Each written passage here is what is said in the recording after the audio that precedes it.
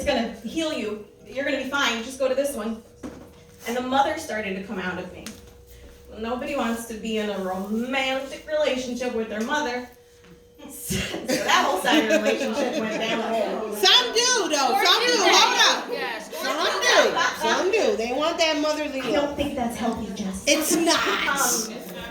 So the best part about this relationship was actually I went out trying to go heal someone else. And I ended up healing myself, and I didn't know that I needed it. I didn't know that I was lost. I didn't know that I wasn't being me. I had no idea that I had just been whatever it was that the situation needed me to be. I was a chameleon. I could be anything. I could be anyone. Who do you want me to be? Except there was this beautiful gift inside that was just like, girl, I mean, like, you should probably be the thing you were sent here for. That's why Jesus put you here. And so these healings that were happening for me, they were creating this space. He called off the wedding. A few months later, he's like, hey, I can't do this.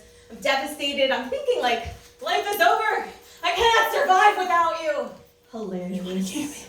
No, I definitely can. Actually, I'd be better.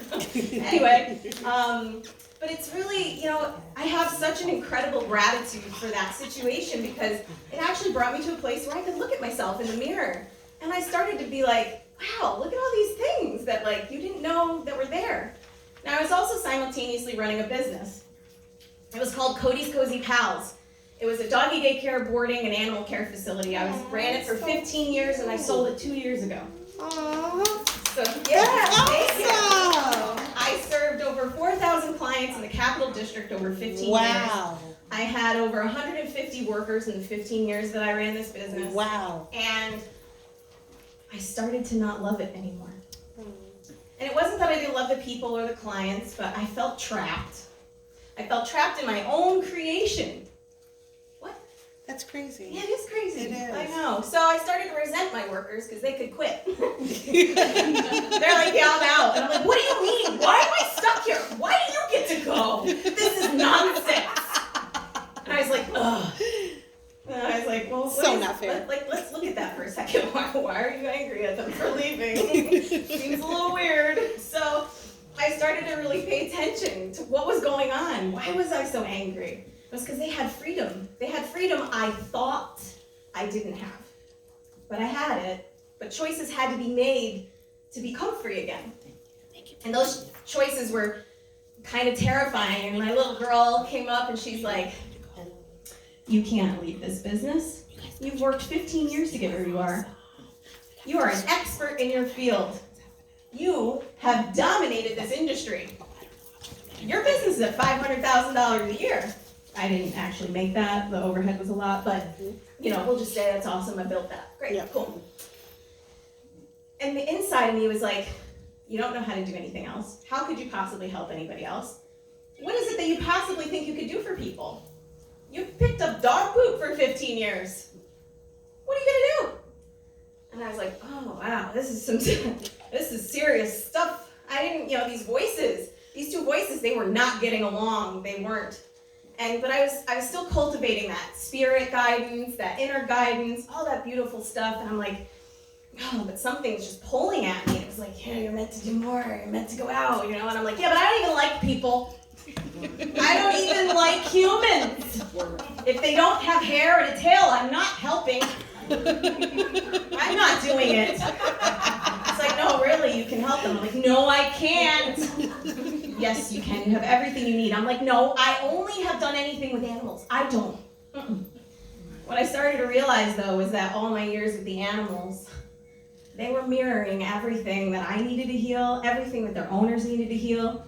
Oh, their owners? I wasn't training you. Oh, sorry, guys. I wasn't training your dog. I was training you. The joke's over. I was training the people to see something that they weren't seeing. Why is my dog acting this way? Why is my dog being this way? Why is my dog so needy? Why does my dog have anxiety? Why does my dog not like kids? Why does my dog not like men? I don't know. Do you like men?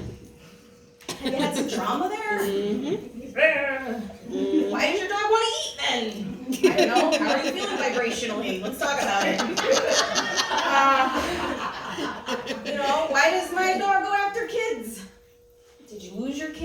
something, grief? Was there some grief? Was there something there that causes that when children are around you that your dog can sense? Man, animals are crazy sensitive. Yeah. And they're there for us, and they show us beautiful, amazing things about ourselves. And so I realized that I've actually been helping people this whole time. I was like, oh, okay. I was helping the people. Okay, you just tricked me. You tricked me because you put the dogs there first so I wouldn't notice. Very, very slick. And it was really awesome, and I started to see that, and I was like, okay, I could see how I could maybe help. So I was sitting by the pond one day at the crossings, and I was like, all right, here's this calling, there's this longing, this discontent. I'm gonna jump. I don't know where though, but I'm going somewhere. And this little duck comes by and he starts swimming, and he goes down really deep. He goes down real deep and he pops his little flippers up. And I'm like, wow, he's going for something really good. Like whatever he's eating down there, it's tasty. And all of a sudden, I have no idea what duck butts have to do with this inspirational moment, but this is what happened. Out loud, I say, I have to sell my business. I looked at the duck popped his head up, he looked at me, I went, that was deep. And I was like, wow, that felt really amazing. I said it out loud. Wow. I said it out loud. I felt 20 pounds lighter. And I was like, okay, all right, here we go. I'm gonna do this. I'm gonna sell my business.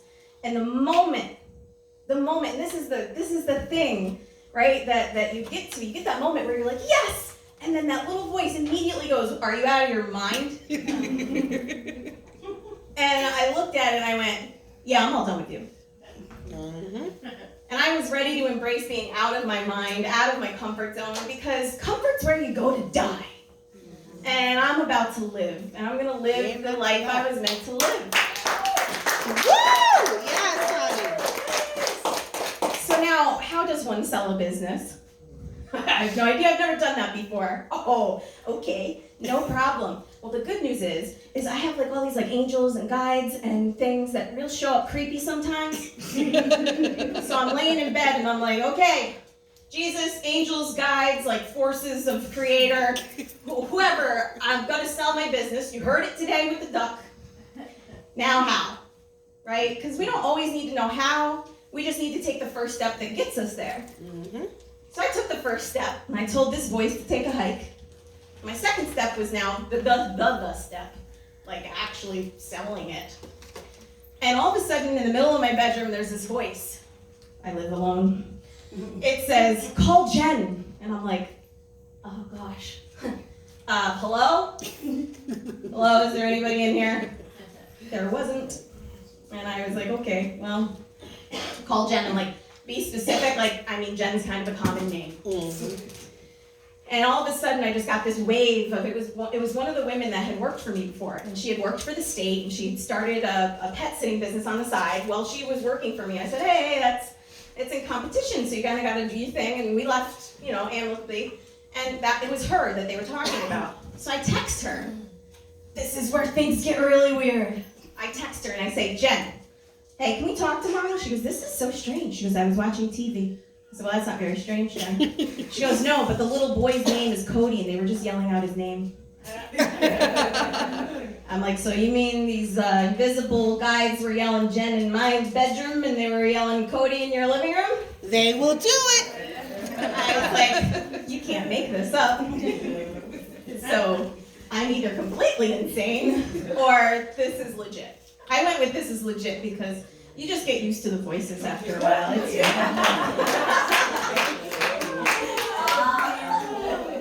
So the voices led me to Jen.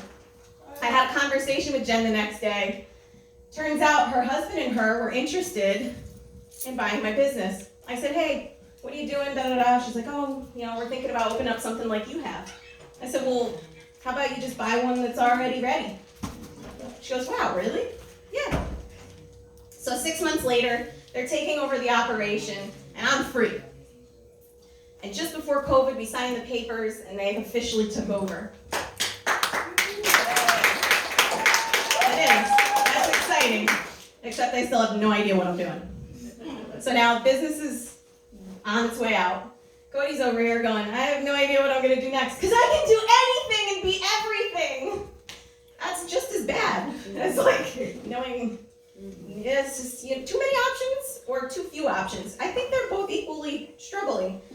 So I was like, okay, well, if you could be anything, what do you want to be? And this woman calls me, and I had done those, the mind movie things, where like it's an app, and you can get in there and you can like work on your mindset, practice these different things. So I signed on to one of those, and I'm like, cool, $400 later for something I'm never going to touch. I did one course. I was like, yeah, I rocked it. I'm done. Well, I forget about this thing, and this woman calls. She goes, hi, this is so-and-so from the Dream Girl Bullet. And I hung up. And I'm like, yeah, okay. Free vacation, my butt. Nothing's free, lady. I'm like, who is this girl coming up? She calls back. She goes, oh, we got disconnected. I'm like, no, I hung up on you. She's like, why? I was like, because nothing's for free. She goes, no, you already paid for this. This is a complimentary ticket. I was like, oh, all right, great. This is a complimentary ticket. For where? She goes, Dream Builder Live in California. I said, when? She goes, January. I said, I'll be there. January, New York, January, California. Hello. You didn't have to twist my arm. At all. So I go to the Dream Builder Live event. This woman, Mary Morrissey, no idea who she is, but she's wonderful, by the way. Yeah. And I don't know who she is, but I walk through the doors, and these people are dancing. And I'm like, what cult bull poopy did I just walk into? These people are dancing, and they are singing, and they're moving in unison. Somebody's getting sacrificed. This isn't good. So the other side of me went, what else are you going to do? You're here. I'm like, okay, fine, I'll go sit. So I go sit, and they're dancing around me, and I'm just like, okay, that's great, guys. And what ended up happening is this guy gets on stage, and he says, you're probably thinking this is a cult, or this is a... I'm like, he read my mind, this is magic. Yes, okay, he gets me, all right. Turns out it was Mary's son. And she gets on stage, and she starts speaking, and she brings this poise and this wisdom and this air about her where you feel a hug, you feel her love, you feel her groundedness, you feel her playfulness, but you feel her wise woman. I mean, all the things. And she starts talking. And she's talking about how this is a thing, and that's a thing, and notice what you're noticing, and da-da-da. And these are all the things of successful people. And this is when you're like awakened, this is what these people do. I'm like, those are things I've been doing my whole life. I'm like, well, if you've been doing these your whole life, imagine what you could do with them now you have the awareness to the tools that you already had that you didn't know you had because you didn't know they were a thing. I was like, oh, I'm her. She's me. That's what I'm supposed to do. And so I got to California not knowing what I was going to do. I was selling my business with no idea what I was going to do, and I followed this feeling. And this is the thing, right? This is, there's teaching points in this talk, and I'm hoping you can grab them, and if you can't, message me later. But the teaching points in these are, you have these little intuitive moments, these little pulls, these little feelings, this little gut intuition. That's your first line of defense. It's your first everything. It's your first yes, yes. It's these little nudges that are moving you towards the thing that makes you great, that makes you you. And every time we follow them, we're brought somewhere that helps us. And so here I was in California, and this woman was speaking to my soul. And she put all the puzzle pieces for me together. I was like, wow, okay, cool. I'm going to go home, and I'm going to be a transformational life coach. I'm going to do public speaking and stuff. Sounds great. So I become certified, everything's going wonderful. I get home, and I have no idea what I'm going to do, and business money's running out, and I'm going to file bankruptcy. And I don't know how I can feed my dogs. Which, by the way, is really a problem. They're very hungry. Especially the Mastiff. Oh, gosh. That's a big 4 o'clock in the morning, he's like, oh, I'm like, oh, dear. He's like, please, I'm dying. I'm like, no, you're not. You actually just ate like 8 hours ago. You're fine. Do you know they fast in the wild? I don't know why you're crying at me. It's his first time on Earth. He's a new soul, and he just figured out there's food. I'm okay, buddy. I got you. All the food you want. So it got scary, and what I noticed about myself was that these practices, meditation, energy work, listening to your intuitive self, allowing that divine energy to come through, you surrender to yourself. You know, Tammy had said, it's me versus me. That's the understatement. Every day, all day. It is. It's always you versus you, and what it is that you're going to do and how that's going to come into play. And as I sat on the floor with my knees bent, and I cried to the universe, I cried to Creator, I cried to myself. And I was like, you know, okay, I've got nothing, except I have everything. Because I chose me. Amen. Woo! And so the trick is, if you keep choosing you get to be happy, you get to be healthy, you get to enjoy life, you get to see beautiful gifts in everything. And when you raise your awareness and you are open to everything and everyone, except for that negative energy stuff, get yourself some Obsidian. Except for that, but when you're open to everything else, life is beautiful. It is heaven on earth. It is whatever you make it to be. And you have that choice in every moment, in every interaction with someone, small or big. You know, I'll wrap it up with this tiny, cool little story. I was on Match.com recently. I was like, I changed enough in here. Let's see what happens. You gotta put it out there, Because honey. you change in here, everything changes out there. So I should definitely get better feedback. And you don't know unless you practice. Life is practice, so you just get out there. And I'm like, Cody, this is a horrible idea. I'm like, yeah, but isn't it going to be fun? Like, okay, yeah, it's going to be fun. But anyway, you know how they have the parameters of age, right? You know, I'm 39, cool. I feel like I'm 27, great. It doesn't matter to anybody. Match doesn't care either. You put the parameters on there, like, here's a 58-year-old. I'm like, not quite there yet. Like, you know, I love everybody, but just me not romantically like that, you know? My dad's, you know, Go knock out sugar daddies. It's all you, Tammy. But this man messaged me, and he was older, but he said, you know, your smile, and this was the difference. This was the feedback that I got from these experiences, was that the men that were actually messaging me now were more open to communication. They were more open to being vulnerable about how they felt. They were using different words and different language, and this was something that was mirrored back to me just through their messages. I was like, wow, this is really amazing. Even if none of these work out, the feedback is fantastic. Thanks, guys. But this one guy, he said, you know, your smile is just really lit me up, and I wrote what it would sound like to me. And I was like, wow, I'm not interested in you romantically, but I would love to hear that, because maybe it'll be my workout song. I mean, I'm going to be pretty famous doing inspirational stuff all over the world. Yes, honey, put it out there, Okay? yes. Like, if you have a stage, you can put my name on it, and I'll get there. So I was like, okay, you know, and so he's like, wow, really? And I was like, yeah. And so this person, see, because it's not just about always healing ourselves fully, because when we're healed, then we're a balanced, beautiful place for other people to heal. Yep. And the men are suffering too. You know, yes, women have suffered, but men have suffered too, because how the hell do you think they got there? To the point where they made the women suffer. Yep. And a well-balanced female energy knows that her place is to love everything and create that safety for masculine and feminine to thrive. Can we applaud that? That is the whole fact. And women have responsibilities too. And I'm noticing that these men, like, these women are not talking to them, they're not responding, because they're not confident in themselves to respond in any manner, shape, or form. So the feedback that the men are getting is poof. Yep. So I say, hey, I'd really love to hear that. And he was like, wow, really? I'm like, yeah, really. I do, because I see you. I see you for who you are, what you just shared, and how that was probably scary. Because telling someone you don't know that you thought their smile did something that inspired you, you know, 4 years ago I might have been like, dude, that's creepy, man. But today I'm like, that's beautiful. It really is. That's beautiful. And he sent it to me, and this most amazing thing happened.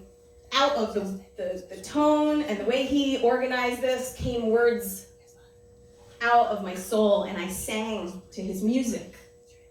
And I was like, whoa, where'd that come from? Wow. I'm like, oh, that shit was pretty. That was really pretty. And I was like, wow, and that was so amazing. And I got so giddy and excited, because I was like, this is it! This is the key to life! I got it. It's right here. It's in these tiny little moments where you write a song with a stranger, because you just honored for who they were, and they honored you for who you were, and you weren't so like, well, I don't really want to be with you, so I can't, so I mean, like, ew, right? Because you were just open, and it was awesome. So that's the gift of life. It's in the little things. It's in the little magic moments. So don't ever underestimate that tiny moment that you're going to get with somebody, that if you can shift in here and really look at why you feel a certain way and move into being more supportive of the actual whole picture, magic happens. We are the magic. Amen for that. Woo! Yes, we are. So that's a wrap, friends. I do hope that you enjoyed all those really weird stories. If you're hearing voices, don't worry, it's okay. Call a friend, or probably one that's already spiritual, they'll understand. And if you are looking for a one-on-one life coach, or someone to come speak at your events, or you are looking for someone who you can join an interesting group with and have heart-centered conversations, or you're just feeling weird about life right now and you don't know where you're going, I'm here for you. I'm here for you. I'm here for you, all of you, and I'm here for you guys. And, soulsproutspeaks.com is my website. Soul Sprout Speaks on Instagram. Soul Sprout Speaks on Facebook, because why not keep it all uniform? It's good for marketing, I'm told.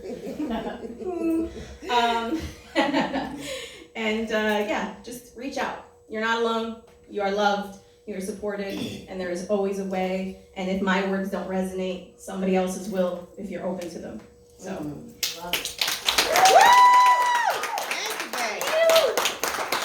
and I get the pleasure of introducing the next lady, Orvella. Miss Orvella in the building. And I don't know her that great, but she gives really good hugs. All sanitized and ready for you to go, girl. Thank you. Thank you.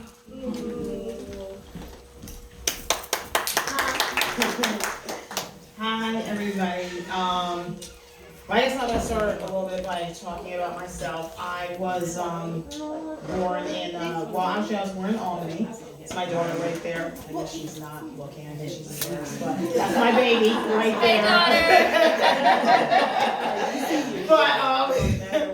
But I just start a little bit about talking about myself. I was raised in Nigerville, which is near Kinderhook and Galatia. I was born in Albany. I was born at St. Peter's Hospital.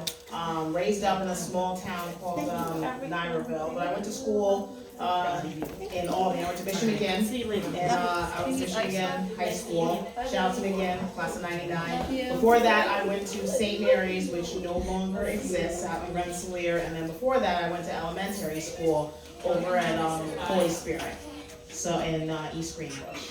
So I come up from a very good family. My dad was an environmental scientist. My mom, she worked at Barnwell Nursing Home for 32 years. She was an assistant nurse. So I came from a very good family.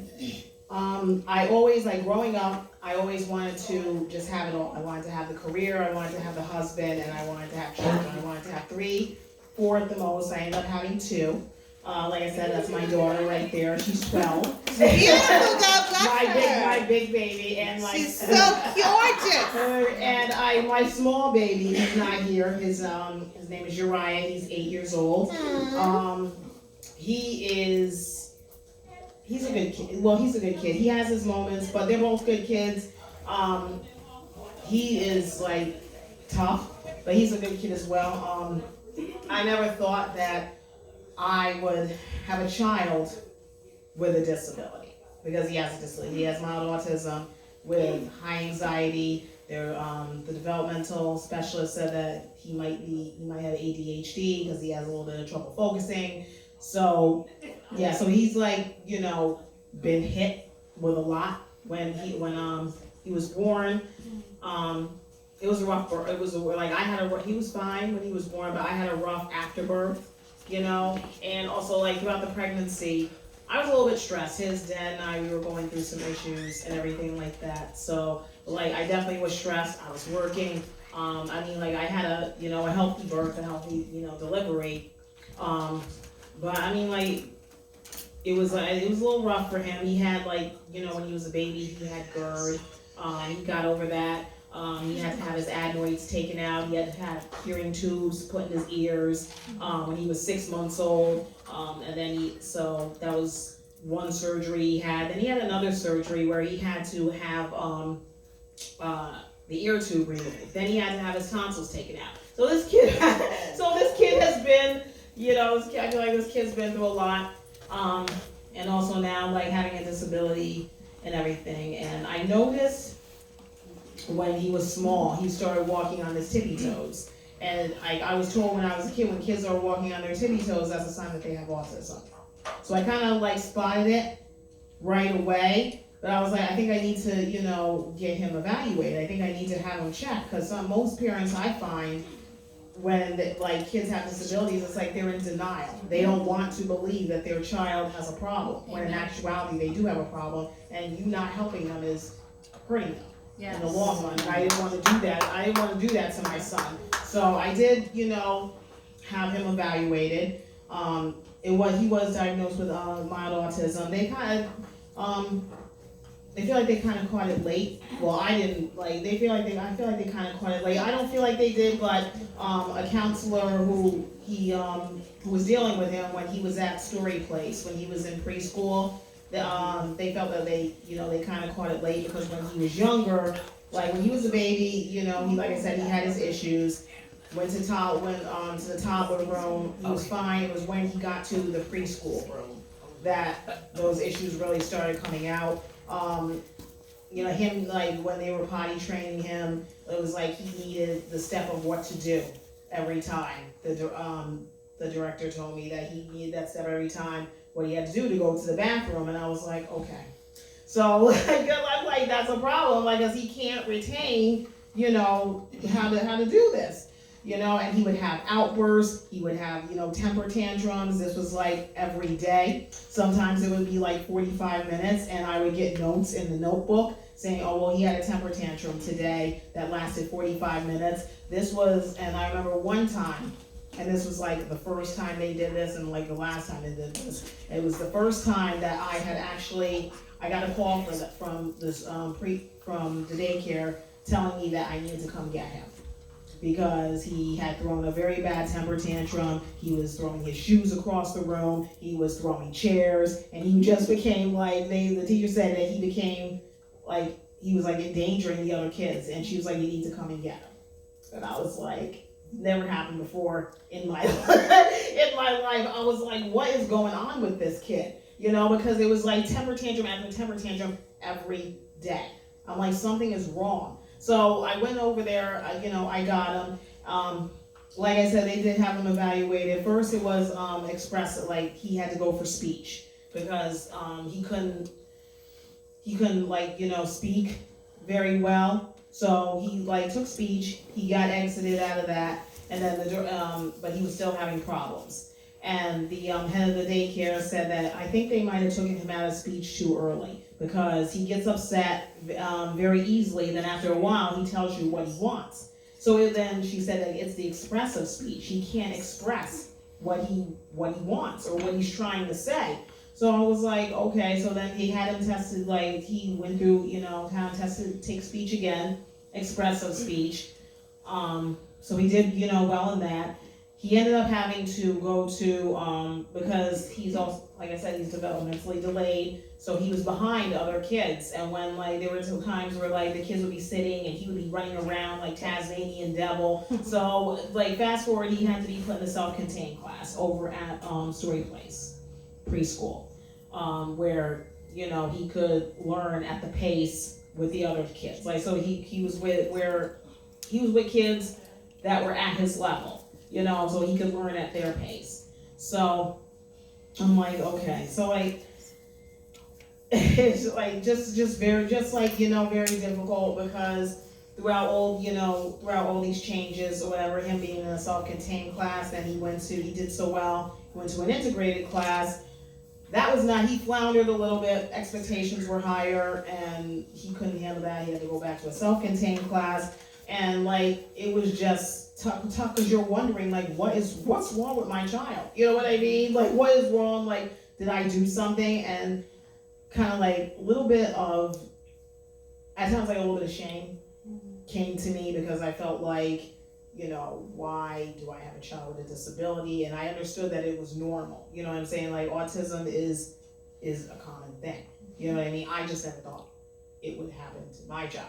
So like it was like just like a little bit of shame, like did I do something wrong when I was pregnant with him? I know I was stressed, you know, like what happened? You know what I mean? Like why is he developmentally delayed? You know, why is he slow? You know, but it, like but I had to kind of realize that it wasn't my fault. These are things that, you know, they happen. Like his developmental, the one who evaluated him over at Developmental Pediatrics, Dr. Norhauser, she said that, you know, sometimes these things happen. He just has to learn how to cope as he gets older. You know, how to be able to do, like, you have to see how to do things on his own. You know, he has to be one guy said at the Developmental Pediatrics, who also evaluated him, said that he'll always be delayed. He'll always be behind. It's how does he cope with it? How can we, you know, we have to get him to be able to cope with these things, you know, through daily life. So fast forward, he ended up going to George Washington School. I don't know if anybody's ever heard of it, but they're a school where, you know, they mostly focus on like kids with behavioral issues, because my son had to be put there, you know, and also like they also focus on, you know, kids with autism, ADHD, stuff like that. So he had to be put in like, you know, that school because of his temper tantrums and everything. Like they didn't feel like he could handle a big school yet. So he was there at George Washington from kindergarten through second grade. Now he's over at Van Rensselaer Elementary because over the years, like, he has gotten better. You know, his behavior has gotten better. So, like, the services that I was grateful to obtain, him being in a self-contained class, him getting, like, what he needs because he has an IEP. He's had an IEP since preschool, having to, speech and everything, having to take speech, physical occupational therapy, luckily having all these services in place for him has helped him. So he has, gotten better throughout the years. I looked at his report card. His report card was amazing this year. So I was very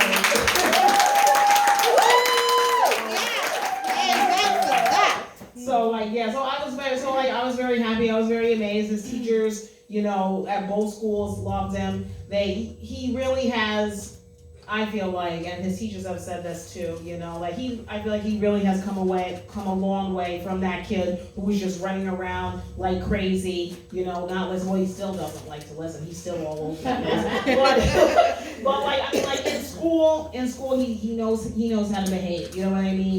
There are times where he will have some bad days, where he'll have these little outbursts, but most of the time he's good. It wasn't like when he was younger, he would have outbursts every day. Or just be running around like Tasmanian devil. And I can remember one time where, he was running around in the parking lot and everything like that, and I had to pick him up. I had to spank him. I had to put him in the car. One lady yelled at me saying she was going to call the cops on me for abusing my son. I had to tell her to mind her own business. so I was like this, but now, I can take him in the store, and he's not going to run around like he used to. He's not going to run in the parking lot like he used to. He actually has gotten better, but it's still a struggle. In the mornings, it's still a struggle to, get him ready for school because he just wants to play. His mind is focused on the phone and on the TV, and it's tough trying to, get a kid dressed and ready to go and out the door and everything like that. Like a normal kid, I feel like sometimes it's even tougher for a kid that has a disability, who has autism and everything like that, because it's just, they look at the world differently and they think differently. And I worry about him, of course, because I do feel like people will take advantage of him. I don't want him to go through the experiences that I went through, being taken advantage of, being, feeling being walked on and everything. I don't want him to go through that, because people will do that if they know you have a disability or they know that you're a little delayed, a little slow. They will take advantage of you. I don't want him to, go through that. So I do worry about him, but I was told by people that you just have to teach him that, to stand up for himself and to just have him let other people know that it is not okay for them to treat him that way. So. Amen. That's right, honey.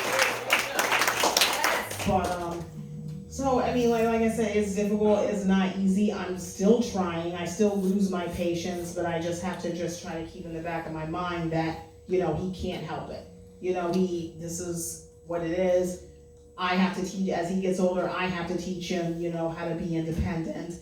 I have to, just find ways for him to kind of, be able to be independent, be on his own. I have a respite worker for him now, so that helps out.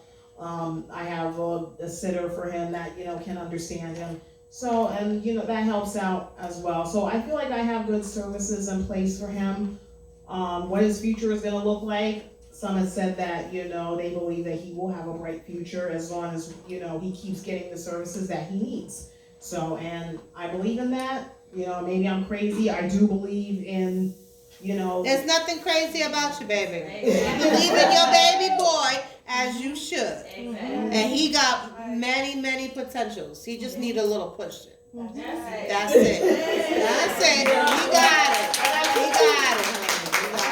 And that's what you all told me, that he just needs a push. He needs to be just put in the right direction, and he'll be fine. Yes. Like I said, I do believe that, and I do believe in the system, and I believe that he will have a bright future. Believe in yourself, because you're the power behind him. Correct. Know that. Believe in yourself. Right. Let me just. Absolutely. I get emotional. I'm sorry. Oh my God, thank you. I love you. Because you know what? A lot of people don't know, prior to me venturing out to this, I worked with autistic adults for 20 plus years. I just retired 2020. So I get emotional because it takes a lot as a person to work and get paid for that, but for what you do is beyond measure. You know what I'm saying? A lot of people don't have the stability, the patience, the mentality, the emotion to be able to do that. But as for a mother to be able to take care of your son, I commend you. Thank you.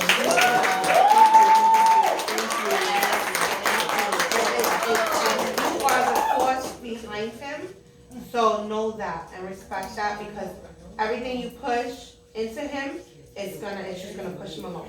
Because taking care of autistic adults, everybody thinks they slow. I call them special. You know what I'm saying? It's their superpower. They are so much stronger Yes. than us in a million ways. Neurodivergent. Yeah, And they don't they need know so much more than Yeah. we do. Right, they don't need less. They live on a higher frequency. Yes, You know they're what I'm saying? absolutely on a So, high frequency. What our spiritual people here know, we hear, we see, we feel.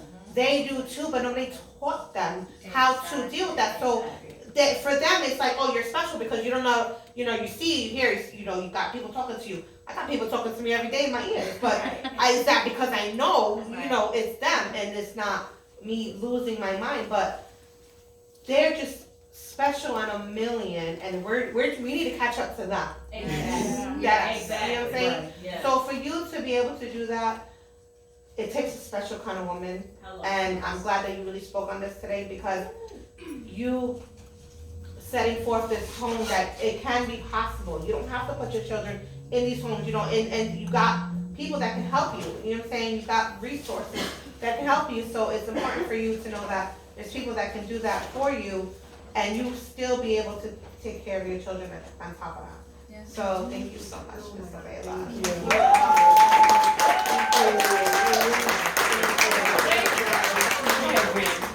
Thank you, everybody. So real quick before we get to Miss Nikki and Justina. Justina.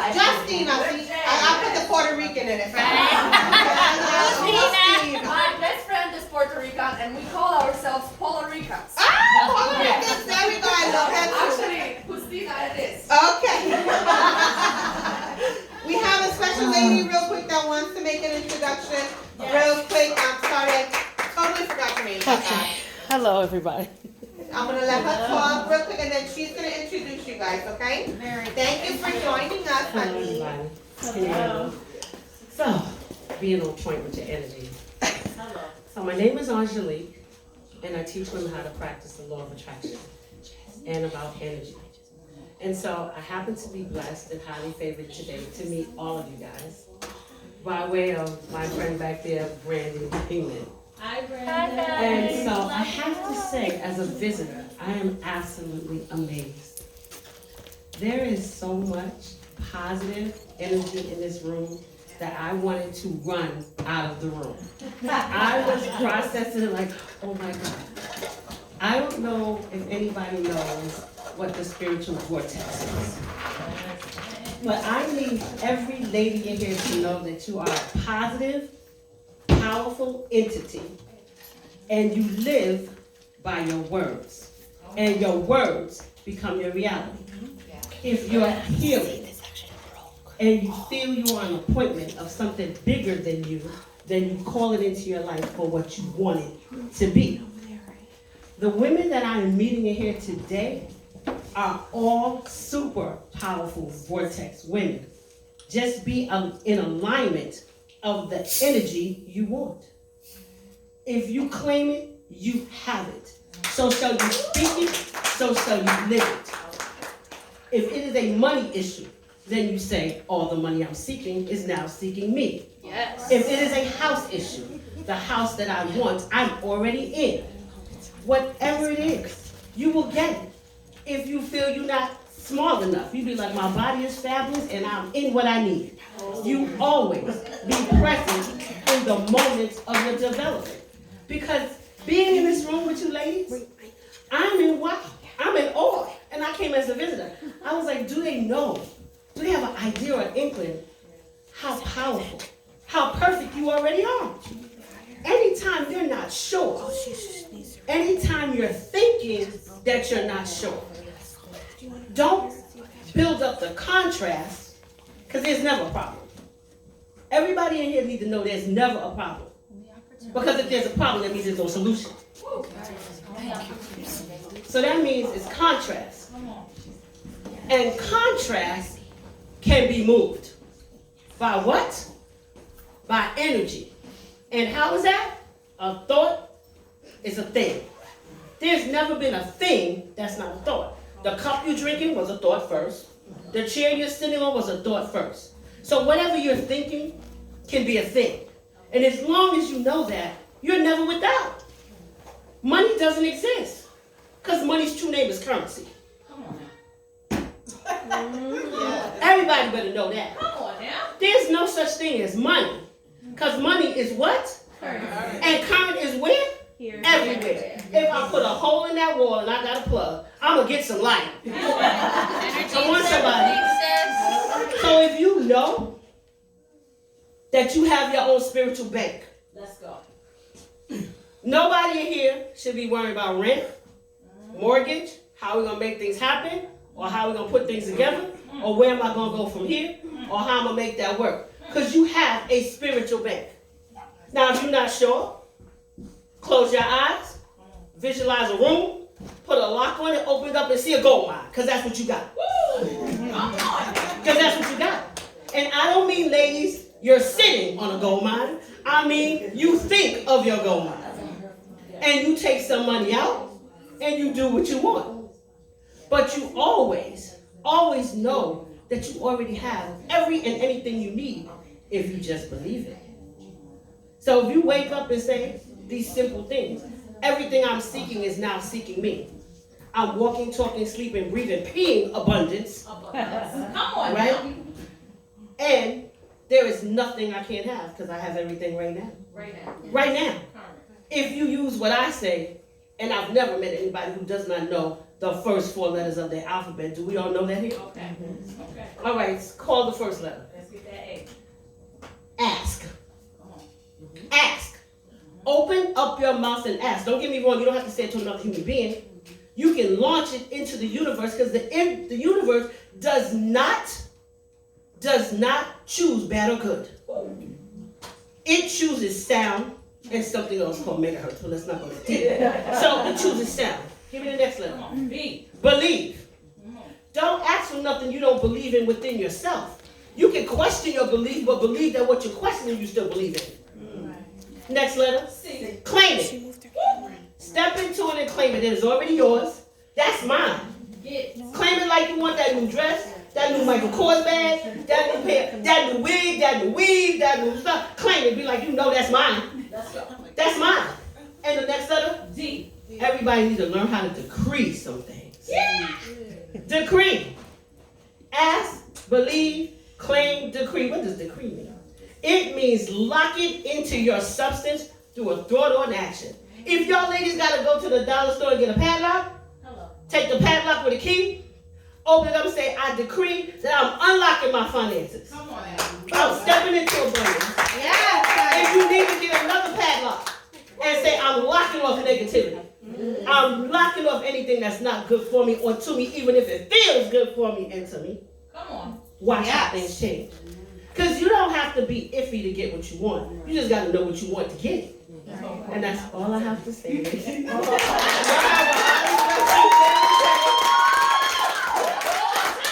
that anything you want is yours the moment that you think it and ask it. Yes. It's not delayed. That, baby. No matter what it is. Listen. It was a Yes. pleasure talking to you, Liz, and thank you for letting me speak. Thank you.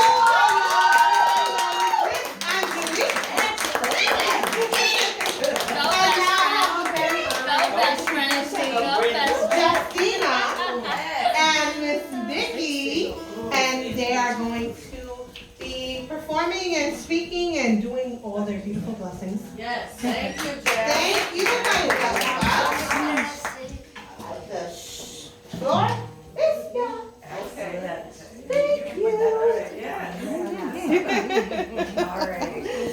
Well, it is a true honor to be here with such wonderful Please, this one? people. It's Yes. the first time I've ever been in this space, and I hope it to be someplace I frequent more often going forward because it's so wonderful. And your stories have all been really inspiring. I can relate to a lot of things that I've heard. So I'm gonna get you started. Yes. Thank you so much for having us here. Woo! I am not from upstate.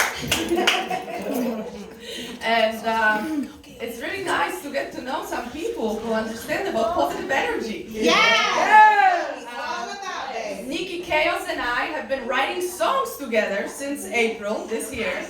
And it's been an amazing journey. Do you want to tell us a little bit about yourself, or should I dive in first? I'll jump in a little bit. Go back and forth. Sure, yeah. So I'm a songwriter. I'm originally from Troy, Lansingburg. I am 47 years young, and I've been writing for about 30 years, and I love songwriting. I love using music to help me process my emotions. Usually they're angry emotions or upset emotions. So I'll be honest, like I spent a long time writing songs that would be considered kind of sad or depressing or really questioning the meaning of life, the universe, and everything. And you know, that doesn't always get you paid. I'm not in a Motown band or any kind of popular cover band, but I do have a band I love, and I have been playing with my partner Bob for about 6 years now. We're called Curious Comet, and we do try to balance some of the deeper subjects with some more upbeat songs, so it's not all melodrama. But we really try to talk about the human condition and relating to people through the hard times as well as the good times, because you know, sometimes you need someone to sit with you when you're not feeling great. And I love being positive. I'm the kind of person that's going to go out of my way if I know someone's in trouble to try to help them. As much as we've all described, sometimes to the detriment of my own health and wellness. And so as I've gotten older in the years, I've really tried to learn how to balance, because it's important to have this circle. You know, you give, you give back. And when you find that you start to get around people, you're always giving and you're not giving back, that's a real flag. So I've learned through the years, and I'm still practicing. I'm not always good.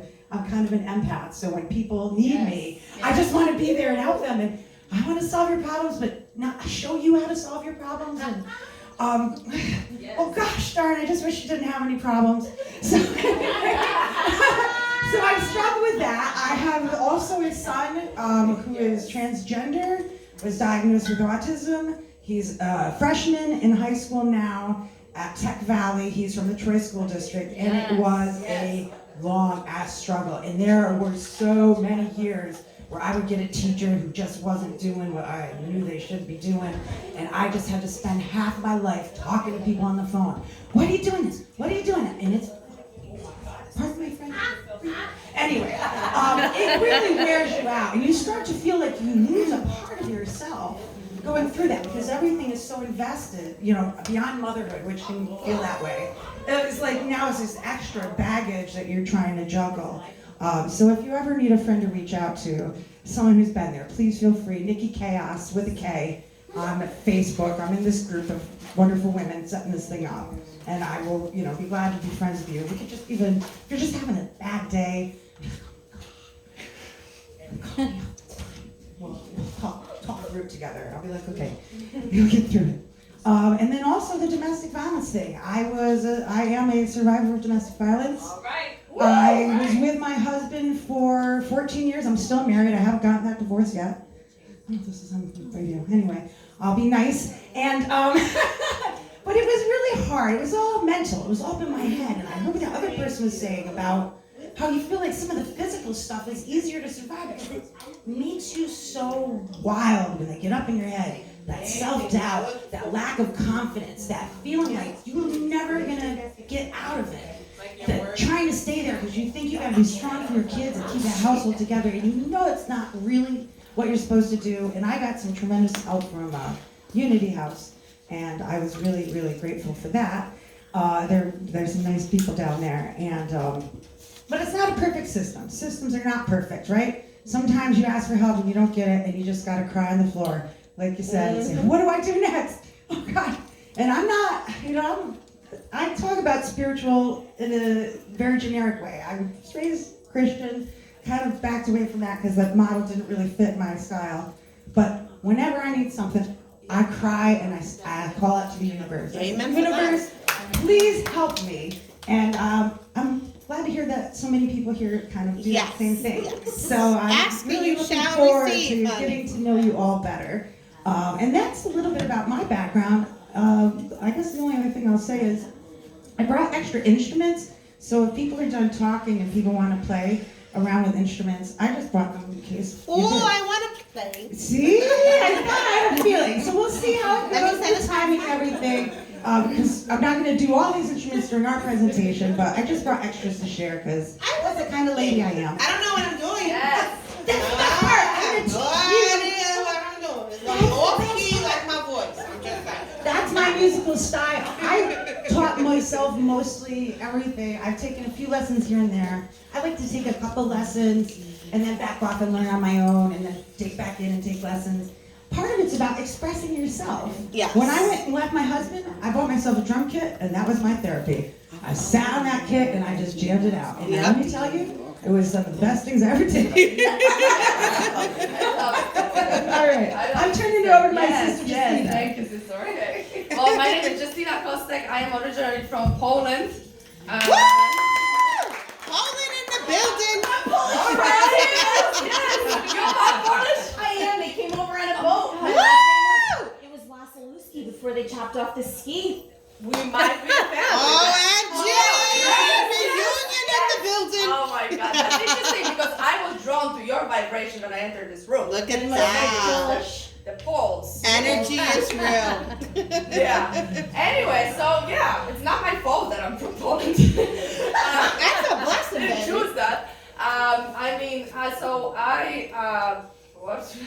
Always speaking about myself is the most interesting thing to me. And what should I say? I've been living in New York City for the past 7 years, where I've been performing my one-woman show about Marlene Dietrich, who was this really, really wonderful woman from the 1930s, 40s, 50s, 60s, a Hollywood movie star who used her international stardom to fight the evil. She was from Germany. During the Second World War, she left Germany when she was already super famous, and she used all her money to help save Jewish people and bring them to United States. She joined the U.S. Army. Woo! That's what I'm talking about. Women one of the first women to kiss another woman in a Hollywood movie in 1920. Woo! Go, girl! The first women that, I mean, not one of the first, but she was like wearing pants in 1920s and getting arrested for that in Europe. So, and then she died penniless after helping all these people. But you know what? She's blessed, honey. Yes. Yeah. She lived her life the way she Yes. wanted to. So 4 years ago, when I found out about her, I was like, I'm doing a show about her because nobody knows. And that's the kind of the career that I've been doing in the city for past several years. I, however, come from, and then, okay, maybe where should I start? Oh, there's a lot. Okay. So I came from a very abusive, both emotionally and physically, childhood. But you know what, like always, I was like this, I was a horse girl. I loved horses, and horses is what saved my life, 100%. And because I had that connection, that empathy around me. No matter where I went, I went to school, I was bullied because I was a little fat, or maybe I looked like a boy, or went home, there was, aggression and a lot of emotional abuse, which I didn't know how to deal with or who to speak to. I just wanted to run away, but I knew if I did that, I would probably end up on the street. So I was like, I need to wait until I'm 18, then I'm gonna take it away. I'm this! And I had this in me since I was like 5 years old. And I kept actually talking to the horses about it quite a lot. And there were nights where I slept at the barn because I didn't want to come back home. So I had this, but I did have that empathy from the animals around me. And then I was like, well, there must be such empathy also from people. I mean, gotta be somewhere. So I started meeting, I actually met my first mentor, theater mentor, Eva Andrzejewska. If you're watching this, I thank you. Who really inspired me to do theater, and I started exploring that career. So the moment I was 18, I was, I left Poland, I went to Denmark, I studied theater there for 3 years. And the moment I turned 21, I said, I'm not taking New York, but I'm going to New York to explore musical theater career. And you know what, it's been a struggle. It took me 6 years to get a green card. Just last year, to a job. Didn't want to get married for that. And maybe to a horse. Apparently that's not legal. Why is that legal? I think you can be married, just not anymore. Anyway, but I always had it in me as a child that there's something more. There is a lot of positivity in the world and in me. And I was actually scolded as a child for being so positive. Everybody was like, you should be depressed. What is wrong with you? And anyway, so in New York City, had a wonderful life so far. I bought a house upstate last year. Woo! And Congratulations! And as you know, COVID kind of made me think about my life and everything. Because there was no theater anymore. I couldn't do my career that I was doing there. All my life was about that. And in theater, you act other people, right? So I was like, okay, so now I gotta figure out who am I, because a little deeper maybe, go into it. And I reconnected with horses. Oh my God, the last 2 years, since COVID hits, it's been amazing. I've been, working with horses, training horses. I'm now getting into therapeutic horsemanship to help, especially, disabled kids, people with traumas through horse therapy. I'm really excited for this journey. I'm still performing my show upstate. My Teacher Writes Again show actually is going to have some concerts this summer. Make sure you go. We're going to be Yes! I have the cards. And where was I going with this? Okay, so how we met? Why are we here? Who are we? Okay.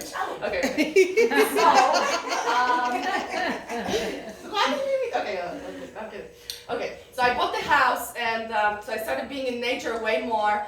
And I found out about, I don't know if any of you know about Osho and his active meditations, but I saw his book in a bookstore, and I bought it, and it said, a new way of life, something like that. It was it wasn't a very interesting title, but every title is like that. But something about especially when you need to see it. Yeah, it is. Yeah, so I was like, I gotta read this book. So I'm reading this book, and it was made for rebels, that the whole society thing doesn't work, that listen, we're just all inside of our minds where we should be in our hearts, and it really spoke to me.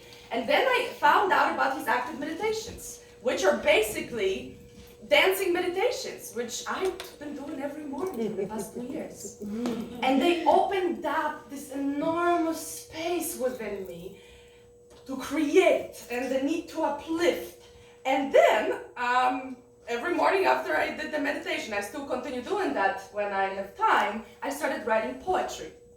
And all these poems started coming out and coming out and coming out and coming out and coming out. And I was like, oh my God, what is happening? Never wrote poems before. I wrote a whole book behind it. Oh, I know yes. this. I know it. It was I love it it, was a straight download. And so there was enough poems at this point to write a book, and I got a publisher, and now the book is about to be published, and I was like, okay, thank you. It's called Where My River Meets the Ocean. And then I was like, well, that's not enough. I gotta do something else with these poems. I need to turn them to songs. And I was like, well, I never created songs before, so how do I do that? So I went on Facebook, musicians groups, both in New York City and upstate, and I'm like, listen guys, I got these 50 poems, and I want to turn them into songs. 60s style, Janis Joplin meets Bob Dylan. Nice. You know, that style, Yes, we like. It's uplifting though, it's not about like, you know, it's all uplifting about, okay, I came from this, but here I am. So very unusual for rock and roll. And I went through several songwriters until in April I met Nikki. And we clicked right away, and we've been writing ever since, and it's been an amazing journey. We're working on an album right now. We're gonna probably start performing Today? Today we go at some point. And I can never stop talking. Debut performance, you guys. You see it first. I just be here all day. We'll never play. We'll never trouble, guys. Anyway, so here's a song for you called There's So Much Here to Compose From Dear. Love it. Okay, so now we're gonna tune the guitar. Yes, I know. Our Lesson. momentum. My first lesson is Our momentum. always tune your guitar before you start playing. Because you really will be sad if you get partway in that song and you're like, Oh, I should have tuned my guitar. It's too late now. What do I do? it's really important. Yeah, this is actually the debut of our performance, and we're so excited to be able to be in such a receptive space for it. I have to say, I really clicked with Justina's songwriting, even though I mentioned earlier a lot of my songs are about a little more melancholy topics. There was a positivity about what she was writing that just made the songs pop out. It was so, I mean, when we started writing together, it just was like, pow, there's another one, pow, there's another one. So, you know, it's when you find the right connection of energy, I guess as a musician, I have to say, and you know, some person's energy is not necessarily good or bad, it's just not vibing with your energy. So you've got to recognize those moments and move on, because people are going to see that on stage, or you're just never going to feel satisfied with what you're doing. And in music, it is so especially important. I let that one go over my head. That lesson had to hit me in the face about a million times, and I'm like, oh Lord, why do I keep getting with all these not nice people? Yeah. There's a lot of ego in the music world. The struggle is real. And the thing is, yeah, we're all about dropping the ego, dropping the mind, having fun. Exactly. And embracing your true self, your being. You know, be the ocean, be the dance. Yes. Enjoy yourself as much as you want. Alrighty. On that set, we'll go, right? Okay. 1, 2, 3, 4.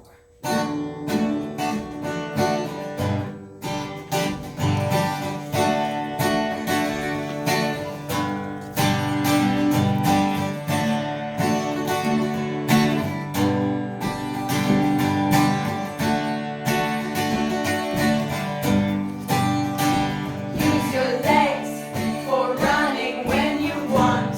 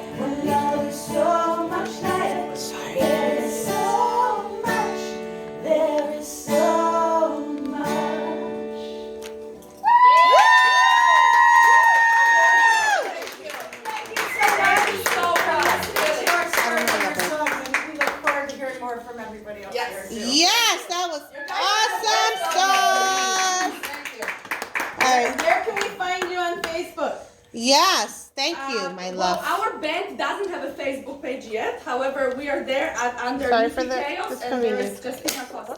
Alright. And CuriousComet.com and Curious That Comet is Music Music, is yes. my band. There we go, there we go. But you can PM me through there and we'll make sure to get you hooked We'll give over you to that, yes. just Put it in business. the card. in Thank our you. group chat, Once we right? get that one going. Right, We're hoping Denise, to you be can put it playing in out in our the group spring. chat so we have it. Oh, I definitely will. Yes. Yes. And note to self, Facebook page, do that tomorrow. Yes, there you go. Yes, you're right. Good question. All right, we back up, guys. Sorry, I had to charge my phone. Thank you, my love. Give me a second while I get this together. Alrighty, let's see who we have next. It's a little lopsided, sorry. I'm not only the presenter, but I am also, again, the camera person. Okay. Thank you again for Nikki and Justina. Now we have Miss Eileen. Yay, Miss Do it, girl. Do it. Performances on the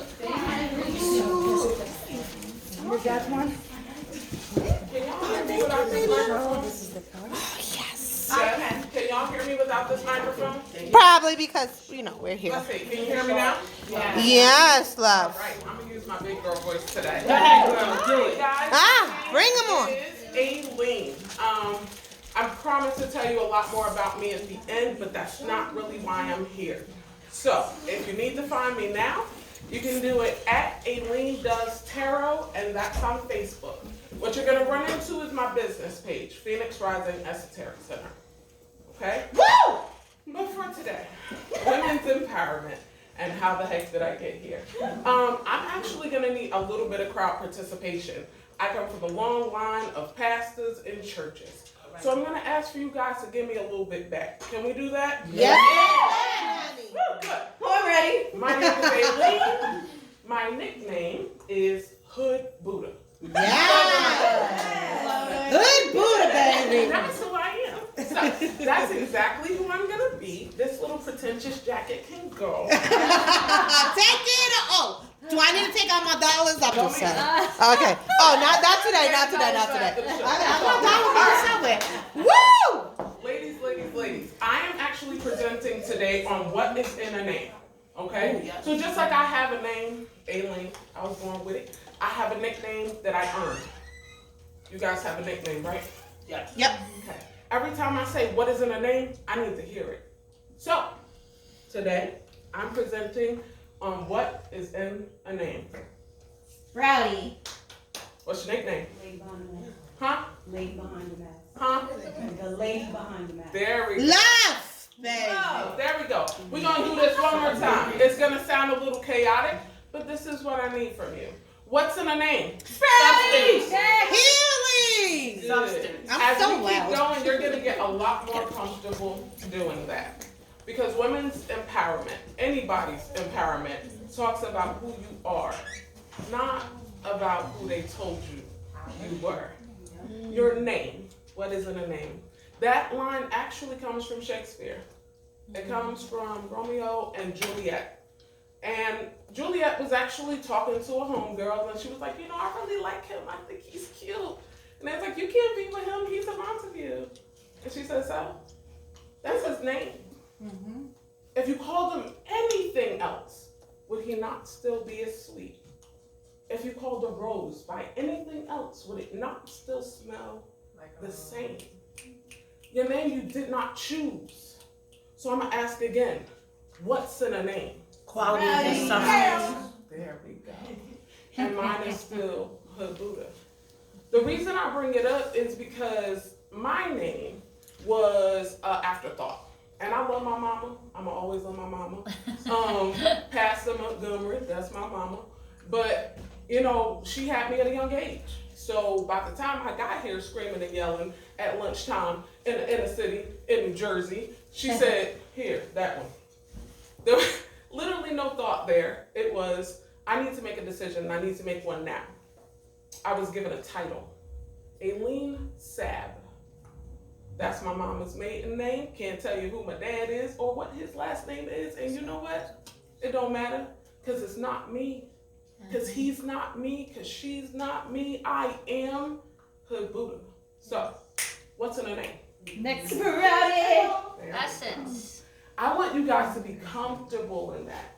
I want you to accept that more than anything else, because no matter where you go and what you do, guess what, guys? It has nothing to do with what they call you, because they're going to call you some ugly stuff. Yes. I'm a mom, I'm a sister, I'm a cousin, I'm a friend. I act like people's grandmama. I'm their auntie. Doesn't matter what they call me, because I am. And so are you. We're no longer trying to be anything, because what is in a name? What's in a name? And you notice how we start to dig into this, you get a little more quiet, and a little more quiet, and a little more quiet. That's why I don't want the microphone. There is nothing but love that comes from me, because fear has no place here. Because when you add that, I can no longer be. But I am the Buddha. It's not a question. It wasn't an offer, it wasn't a thought, it was a designation. More or less a job description. I have some really ugly tendencies. Sarcasm is one of them. Bam, got an A in that class. Yes. Over talking people. Yep, gotta be there. Thank you very much. I showed up to that class. And doubt. Doubt was a class that I did extra credit in. And I bet you do too. But I realized it was Aileen that was doing extra credit in doubt. It was never Hood Buddha. Hood Buddha sat at the back of the class waiting for me to get my mess together. So who are you? Next. Hey. Who are you? What is in a name? Every time you hear that statement, every time it runs through the back of your mind, there should be a slight sense of encouragement, of acceptance, of love. We're not standing up here today because we're better than anybody. We are the same. You are me and I am you. Yeah. That will never change. Absolutely. Except I am love. Yes. I am patience. I am precision. That's a hard one. And yet I am precision. There are things that I do not doubt and I do not question. And if you question them with me, I will smile, because you're still on your journey. And when you get here, I'm waiting. We can hit the bar. We can chill at my house. We can hit the fire pit. I'm coming, right? Because I am and you are, but we are the same. Buddha. All the pleasures and enjoyments of life, and yet all the restraint needed to survive. I am peace. I'm a whisper in the wind. I am a dangerous wave. My intentions are sure. My time is money. That takes control. It takes belief, it takes acceptance, but it also takes a dedication to something more. Something more than I was ever born as, but not something more than I was ever supposed to be. See, this stage, this platform, this is only the beginning. But that's something I know. That's something I can accept. That's something that you will have to learn to grow into, that you will have to become comfortable with. You will have to become comfortable with. I have every intention of walking into rooms and seeing thousands of people nodding my head and looking at my assistant to say, handle it. Because the truth is, my time is it's money. Yes. Currency. Thank you. Thank you! Woo! Can we get a two snap and a deep Real quick, let's do this. Before I leave y'all little platform, I promise to tell you a little bit about me. My name is Aileen Mack, aka Aileen Stokes. That's my married name. I just never took it off the driver's license. I am the owner, operator, intuitive psychic medium, transformational life coach, and spiritual advisor of Phoenix Rising Esoteric Center. I'm also the coach that runs with BBS. That is bad spiritually. You'll figure it out.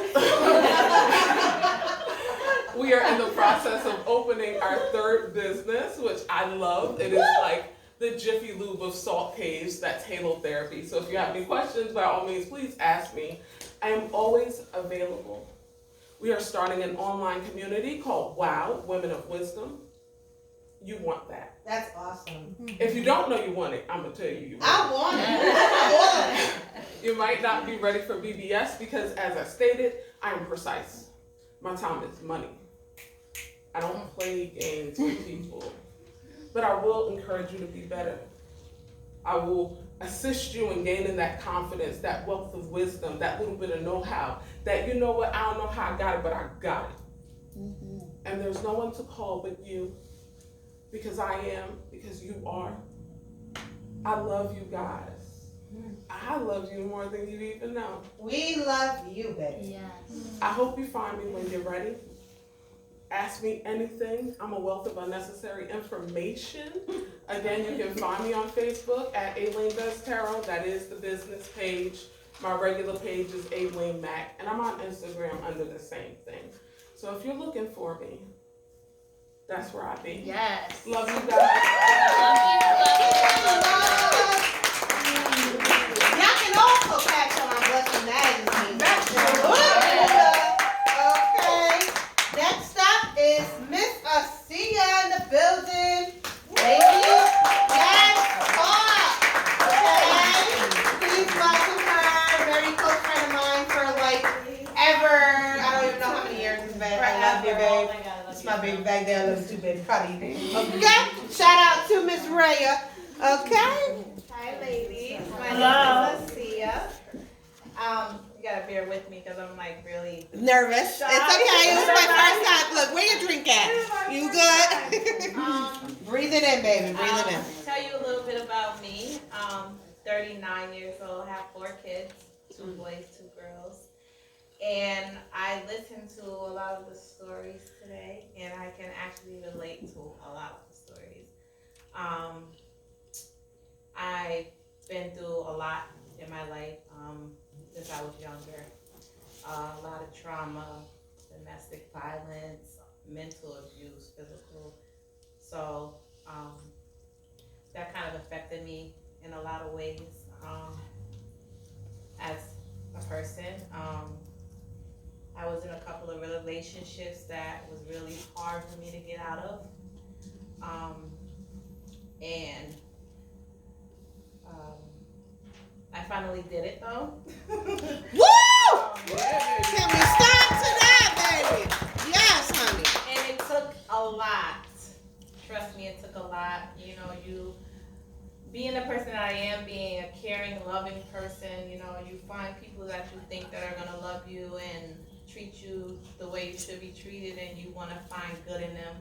So you stay in these relationships and you sacrifice your happiness, you know, and your peace for other people. And that can be so consuming, it starts to drain the energy out of you. So it gets to a point where it's like, I can't do this no more. It has to be an end to it. And I finally got to that point where I was like, enough is enough. And one of the main reasons I really had to pull myself out of certain situations was my children. You know, at times we feel like it's just us going through situations, but our kids go through it too. Absolutely. And they see it and it damages them from little kids, and it lives with them. So that kind of was like, oh no, see, you're not only hurting yourself, but you're hurting your kids. And I had to stop and make a difference and change in my life, and I did. And I mean, it was hard, but I did it. And I am the host of a radio segment that my dear friend Jessica, I owe so much to this lady, she's done so much for me and helped me out in so many ways. I love you and thank you so much. You don't even understand. But yeah, I was like, now is the time for me, and I want to do things that make me happy. Yes. And so I decided to start a radio segment, LLT, Ladies Let's Talk, because I wanted other women to hear what I had to say and to know that there are other women out there that are going through some of the things that I went through or that they're going through, and they don't have to feel alone, you know? Because sometimes when you're going through certain situations, you might have people that you can talk to, but it's like you don't want to be judged. Mm-hmm. So you kind of hold things in because you're like, I don't want to call my mom because she might tell me to do this. I don't want to call my friends because they might tell me to do that. So it's like I have to deal with this all alone.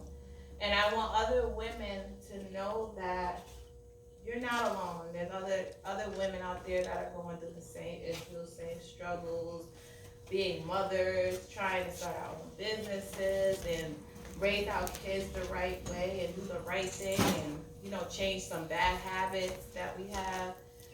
So I started this segment, and this coming year, 2022, I will be starting a podcast. Yes, I will be starting my own podcast. So if any of you ladies want to come and sit with me and we can just talk about anything that women go through or what, you know, just anything to empower us, build us up, and you know, encourage us, make us stronger. My beautiful daughter, Soraya. Come up there, Soraya. I need you on camera, baby. You empowering alone, my love. She'll be 21. Woo! My Raya, baby. And she kind of is an inspiration for me because when I was going through what I was going through. It's okay. It's all right. It's healing. So cute. It's okay. It's okay. Actually, everybody cried. I know. It's okay. Girl, hurt. It's okay. You got this, baby. You got this. Remember, you're the force behind them. Okay? Remember when you're When I was going through, all day. and I felt so alone, and I felt like I would never get out of those situations. My daughter was there, and she went through so much, and she's seen so much. And for her to be an honor student in college,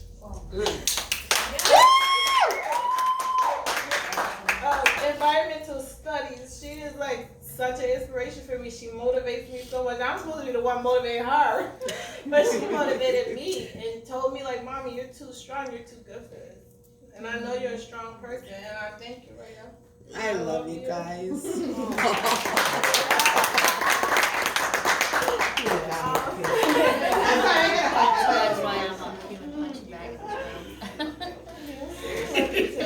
So I'm just up here to let everyone in here know whatever you're going through, whatever you feel like things are gonna like not go the way you want them to, believe in yourself, because anything is possible as long as you believe it. As long as you believe it and you don't let the negative pull you down and suffocate you. And I'm telling you, we can do anything. That is right. Absolutely. Anything we want in this world. So I am so excited about this. This is something new for me because, like I said, I'm a very shy person. Well, I'm not shy, but like standing up in front of everybody, it's like I can talk by myself, but being in front of people, I get kind of nervous. But I'm working on that. I really am working on that. But yeah, I have so much that I really want to talk about. So if you guys want to tune in. 107.3 Blessings Radio. So on Mondays and Thursdays, I believe on Mondays it's I think 2:30 and Thursdays it's 5:30.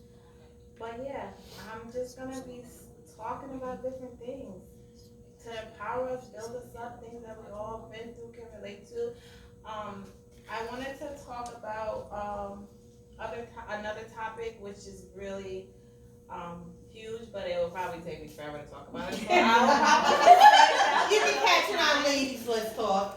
but you guys can tune in and we'll talk about it there. And I have my email is colemanassia7@gmail.com. If you guys wanna email me and like give me some ideas about things that you guys wanna hear or talk about, just let me know and I will discuss it. And you can join her on it. So when I get my podcast out, I just want everyone to talk with me and we'll just talk about anything. But one of my reasons that I really wanted to do this was because me being the oldest daughter out of all my mom's kids, even though I was going through so much, everyone called me with their problems.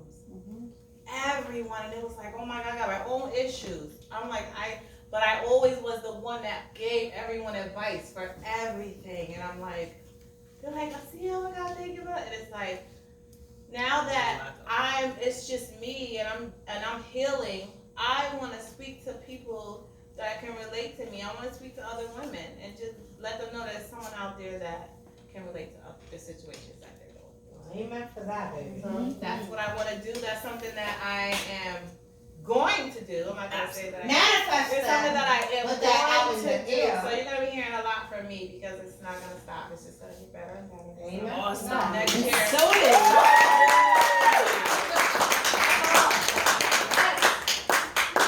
And Thank technically, you, my love you're already bug. doing.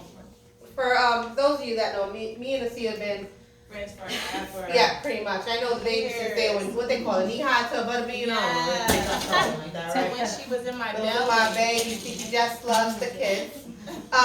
Next up is the most amazing Miss Siri Lavas. Y'all been hearing her music on Blessings Radio because I be putting that on Bless 107.3 FM. And now she's gonna come speak to us today and bless her with her awesomeness.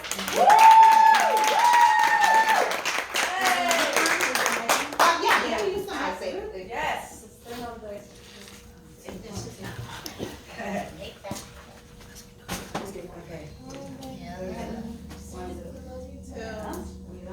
Now, try Right, okay, there we go. I'll be in there. Microphone checker. I've been having very emotional days and my voice is just cracked. To be completely honest, had a really, really hard morning. I had a really bad manic meltdown and was just like, I'm not gonna go. I can't get it together. It's already 12 o'clock. I'm not gonna go. And, but I had seen, I'm starting to see a lot of artists come out and speak out on what it's really like for us because we come up here and, you know, the glam life and it's wonderful. And oh, she sings and oh, her music and oh, she gets to do these parties and photo shoots and videos and all these things. And they don't realize that like we have like mental health issues too. You know what I'm saying? On top of like being a mom and being a friend and being a wife, a girlfriend, whatever the case is. So I have a mood disorder. I'm diagnosed with bipolar 1 and I have PTSD. And I was in a really bad car accident in 2019 and I just had cranial surgery in September because of that accident. So I'm just coming off of recovery. So, you know, there's a lot of emotional crap that's just in you, you know. Recovery means being home for 2 months and not doing anything. Not being able to sing, not being able to record, not being able to go to the parties and be with your friends and do all the stuff that made you think that was you, right? So everything gets stripped away. And now you have to kind of figure out who you are outside of being the artist, right? And so for me, it was really hard today, but I started telling myself, I saw Jasmine Sullivan accepting an award, and she was like, I almost didn't come accept this amazing award because Mama's been eating. And so, you know, she lost all this weight and she gained some more weight back and she really felt really self-conscious about that. And I feel like people don't understand that we have the same battles that everyone else has. You know what I'm saying? And we have to overcome that because we have people that count on us to be their joy, their light, their beacon. You know what I'm saying? So this is me being brave right now because I do a whole thing. Everyone is talking and I'm just crying and it's just tears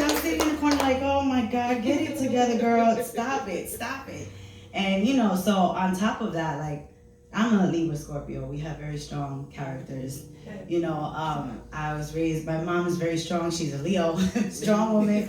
And I was raised in the church. So, very strict upbringing. I was always the rebel. Never really was a problem child, but I always challenged everything. Everything they told me, why? Why I can't do that? I don't like the way that sounds. What's that? So I was always the one that was constantly questioning things and trying to figure out what my place was in life. And now I've come kind of full circle. I just turned 41 in October.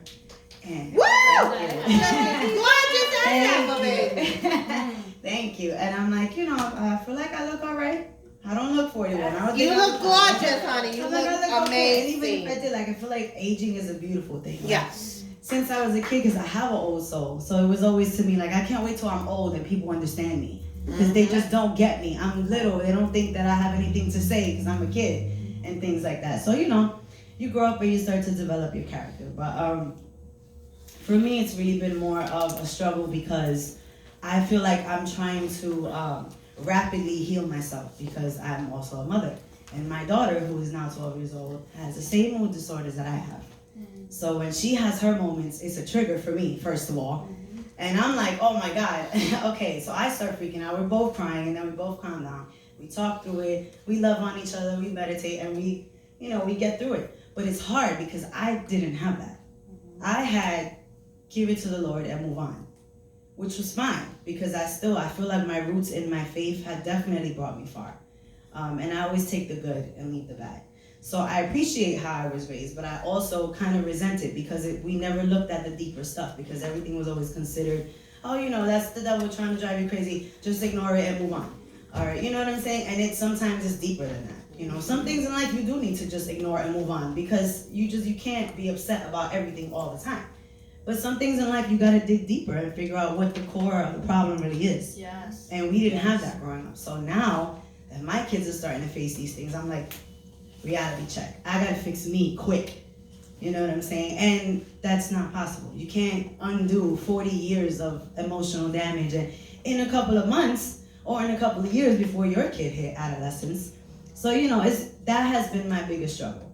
And so, I'll write these songs, and I'm singing, and right before I go on stage, I have a complete meltdown, falling apart, can't breathe, have to take a Xanax, or whatever the case is, to be able to get on stage and be like, hi everyone, I'm Stevie Lovos, life is so great. And I started kind of killing that. I was like, I'm just gonna start showing up as me. Exactly. And there have been many times where I'll show up completely decked out. This is me soccer mom dress, but those of y'all that know me, I'll be doing too much. I'll be like Mariah Carey in the supermarket. As you should. Getting salad. As you should. And so it's really hard to strip all those things away because you especially when you grow up in the church, they teach you that you have to come dressed the part. You have to, the show must go on almost, And so, but I noticed that I get a lot more positive feedback and beautiful, genuine reactions when I'm on stage and I fall apart. It happens. I recently had a gig and I was just like, you guys, I'm not okay today. And I just started crying. They're like, whoa, it's all right, girl. You got this. And I'm like, that became my therapy for the moment. I talked about what was hurting me. I sang, I cried through the song. And then I felt better, and the rest of the show was amazing. And I got a whole lot more better feedback than the times where I just kind of pushed through and pretended that everything was Barbie doll perfect. So yeah, it's really hard for me. That is really hard for me. Being vulnerable, showing people that I'm sad or human is almost like a weakness to me. And so I'm working on that. Embrace it, baby. Yes. Embrace it. It's hard, but being here today, especially today, I was very, very close to just not coming because I was I can't pull it together. But then I'm like, amen. Hallelujah. And I'm this is a women empowerment summit. That's where I need to go. That's where I have to go. If I can't speak, then I'll just look at her and be like, I'm not saying nothing. I'm just gonna sit here and cry, get fed, and go home. But I figured this is the time when we have to stand up and we have to, because I feel like people on the outside look at my life and they're like, your life is so great. You know what I'm saying? They tell me all the time, your life is so great. And now you have a boyfriend and he's so devoted and you guys are so in love and the kids are good and everything is good. And it's true. Everything is good. Amen. And I still, this is how you know it's a disorder. I still have bad days, like chronically bad days. And I'm like, why am I still upset? I thought I was gonna be fine after this, and that didn't happen. Thought I was gonna be happy once I had kids. I was happy, but I was still battling the disorder. I found romance and I'm happy there, and I'm still battling the disorder. I have a beautiful connection with God, and you know, the way that I live my life, you know, I do things right. I'm not out here being reckless or crazy or fighting or nothing like that. And I still have times where I'm just like feeling hopeless, completely hopeless. And I'm like, what is this? And that alone is hard to deal with, you know, because you're like, so I'm gonna have to deal with this for the rest of my life. The realization of knowing that that disorder is a disorder. It's not, there's no fix for it. There's just learning how to cope. Like Ovelas was talking about her son, there's just learning how to cope. You have to teach yourself, your kids, and everyone how to just deal with the harder times in life. So, let's get off that topic. Love you, baby. Love you, baby. So, music. Music has been the driving force in my life since I was a child. I finally started doing music on my own, aside from like, you know, church stuff or whatever, which I love to do, in 2014. And, you know, it's been up and down. The industry is ruthless. It's ruthless. If you don't know who you are and where you stand in this industry, you will fall. And so, you know, I've had ups and downs or whatever, but I'm finally back, and it feels really good. It's good to be on stage. Welcome back. It's good to be able to share my music and my story with everyone, and to be able to, like, this is like a newfound version of CD Levels, where I'm more vulnerable and more accessible, I feel, to the people. And that makes them feel like, you know, well, she's real. You know what I'm saying? I don't care if her voice cracked in that one part. I don't care if she didn't exactly hit the perfect note. She's real, and I can understand that. So I'm cool with that. You know, so yeah, new music, Stand in Love. That's my newest single.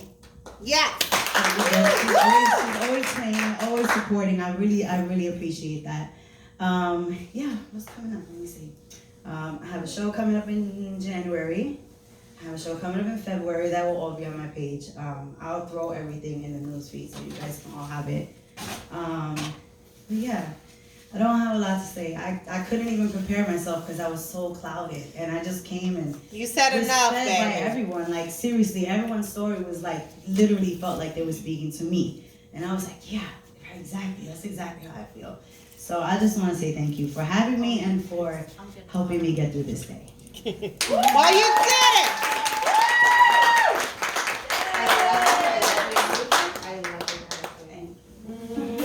Thank you, baby. All right, you guys. So once again, thank you again for each and every one of you guys coming. Our next presenter, Brandy, she just stepped out real quick. What? Oh, she's back in the building. Sorry. I just need water, guys. My love bug, Brandy. We had the pleasure of going to the same high school. Yeah. Amsterdam in the building. And Okay, 518. Okay. And real quick, you guys, as she's drinking, because I don't want to rush her. no, you're fine. I know many of you guys are probably wondering how you ended up here and what the hell was I thinking inviting you guys? I don't know. But long story short, I low-key stalk all you guys. So, and I seriously love all of you guys' energy and what you guys are bringing. So I wanted to ask you, because you know they say a closed mouth don't get fed. So I definitely wanted to ask you guys to join me. And again, for those who have joined us last year in our Women's Empowerment Benefit. So I appreciate you guys and thank you so much.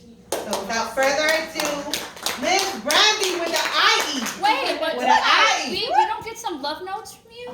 What's up with that, huh? Love notes? Yes. What happened to that? Oh, like Singing? you're singing. I've been crying all day. Girl, Girl, listen. get it.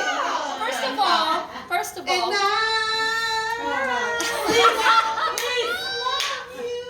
Okay, that's about it. Right, Come on, that I wanna part. sing I'm for just nothing. saying, listen, Your You know, perfection. If you want to hear and Miss that's City Lavos on 107.3 FM, Blessing Radio, on blast all the time. There you go. Wait, Tune in. do I need this microphone? I don't know, baby. I'm loud in Puerto Rican. As long as you can hear me. Awesome, thank you. So you, just before I start, are the most beautiful, authentic blessing.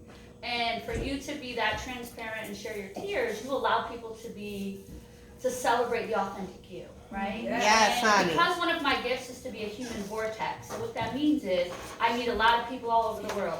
And sometimes they're crying, they're screaming, they're mad, they're angry, they're happy, they're sad, because somehow God has blessed me with the gift to shift people's SHIT, right? From the root, and then it sets you free, right? Often we do a lot of energy work.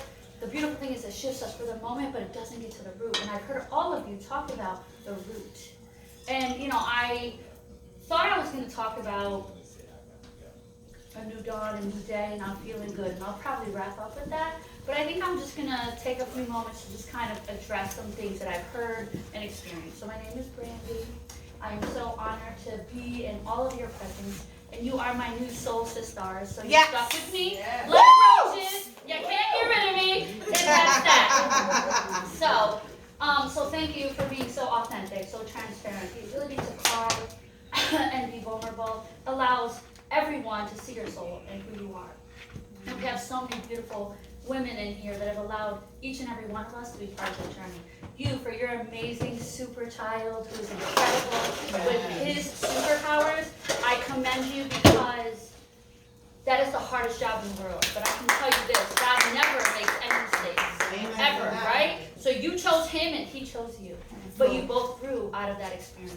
But his brilliance and his superpowers, the one thing is with autistic children that I've experienced is that I'm a hyper empath. So what that means is that, so for a hyper empath, so many people, you could feel people's feelings, right? You have that gut intuition.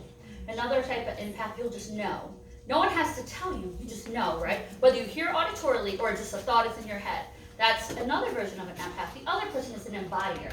You feel it through your entire body. When you're in a room, you could feel their pain as if it was yours. So me, when I'm in a room like this, I'm like this.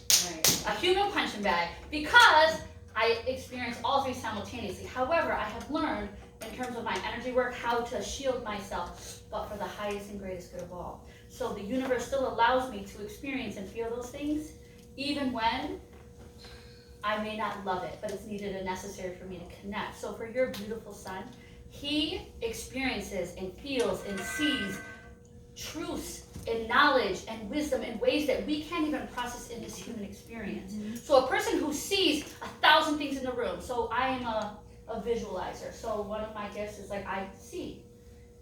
Who knew, right? A few years ago, I'd have been like, oh, hell no. I don't want to know nothing about that. I was scared to death about all kinds of things that were spiritual. Though I had these gifts when I was younger, I was very afraid. But your son sees things. He probably sees energy. Like, I'll see energy waves in a room. I'll see people's higher selves. You know what's crazy? It's like to see a person and you can't unsee them, and you're like, oh, shit.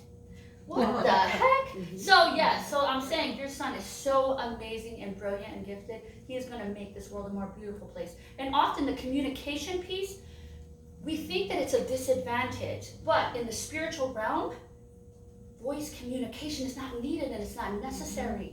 We telepathically communicate with one another. The same way that you see my hearts and I see yours, that's the same way your son does with everybody. So he's like, this voice is not needed, but can you imagine being in this human body and how freaking frustrating that must be that you can't express yourself because everybody else needs words, right? But you're so brilliant, the space that you come from, you don't need that. So you can see, I'm just saying in a nutshell, I just wanted to share that with you, that he is a saint and a blessing. Yes. And you are doing a rock star job. Yes. And kudos to you. Amen. Yes. Woo! And my beautiful transformational coach over here, thank you for stepping into your power and stepping into your gift. And the fact that you had built an empire and had the courage to step away. Many of us women, you all talked all day about the courage to do something different. Whether you were in a terrible relationship, whether you birthed a new child that had differences that you didn't know how to experience, whether you deal with mental health issues and gifts that God gave you, but it's also very scary, whether you have transcended the world, you have survived relationships, you have found a way to use music as your voice. All of you have worked your way through those different things, right? And to have courage to do that.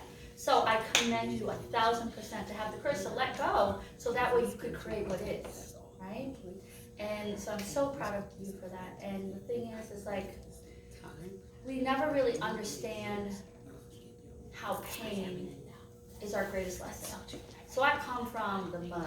I come from the streets. Like, I wasn't raised, I was drugged up. That's just how it happened for me, right? That was just my life. But what I could say is that I am not just a survivor of domestic violence and emotional abuse, of I understand what it is to be homeless. My mom used to be a crackhead who then got her life together, all of those things, right? But I am not just a survivor, I'm a thriver. Yes. So, period, point blank. Yes. We are all thriving. Amen We for are that. not just surviving. Mhm. And that is our job from here on out. And I think too, it's like where you were talking about the essence of the name, right? I'm like, oh girl. I had actually contemplated changing my name more recently because many of you, so 2 years ago, well, we'll just say this. I'll give you a quick backstory and we'll come back to that.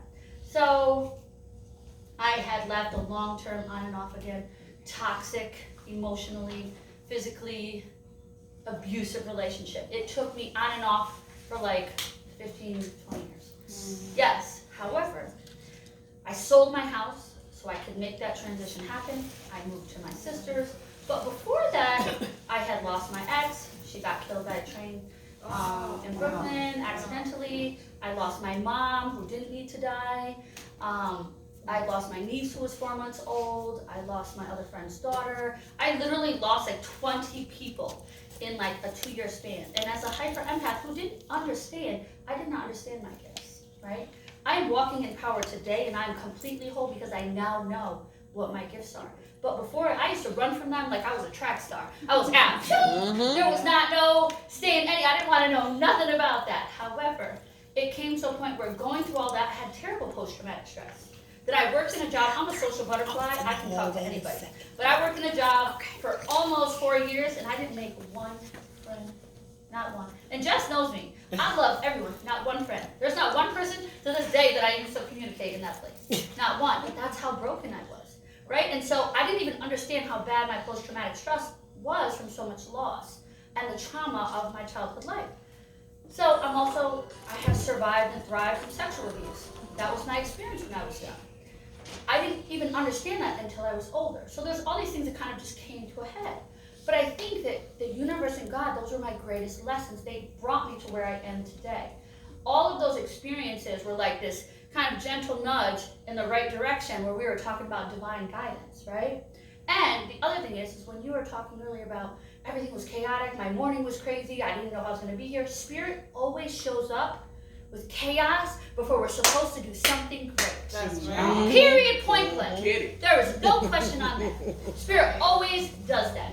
This morning, my morning was a cluster. Period. You and I both, Right. honey. My So son figure was supposed to everything be here, then he wasn't going to be here, then my sister was going to take care of him. Then he went to, it was just a disaster from the time I woke up. And I was like, wow, Spirit, you're really working hard today to see how committed I am.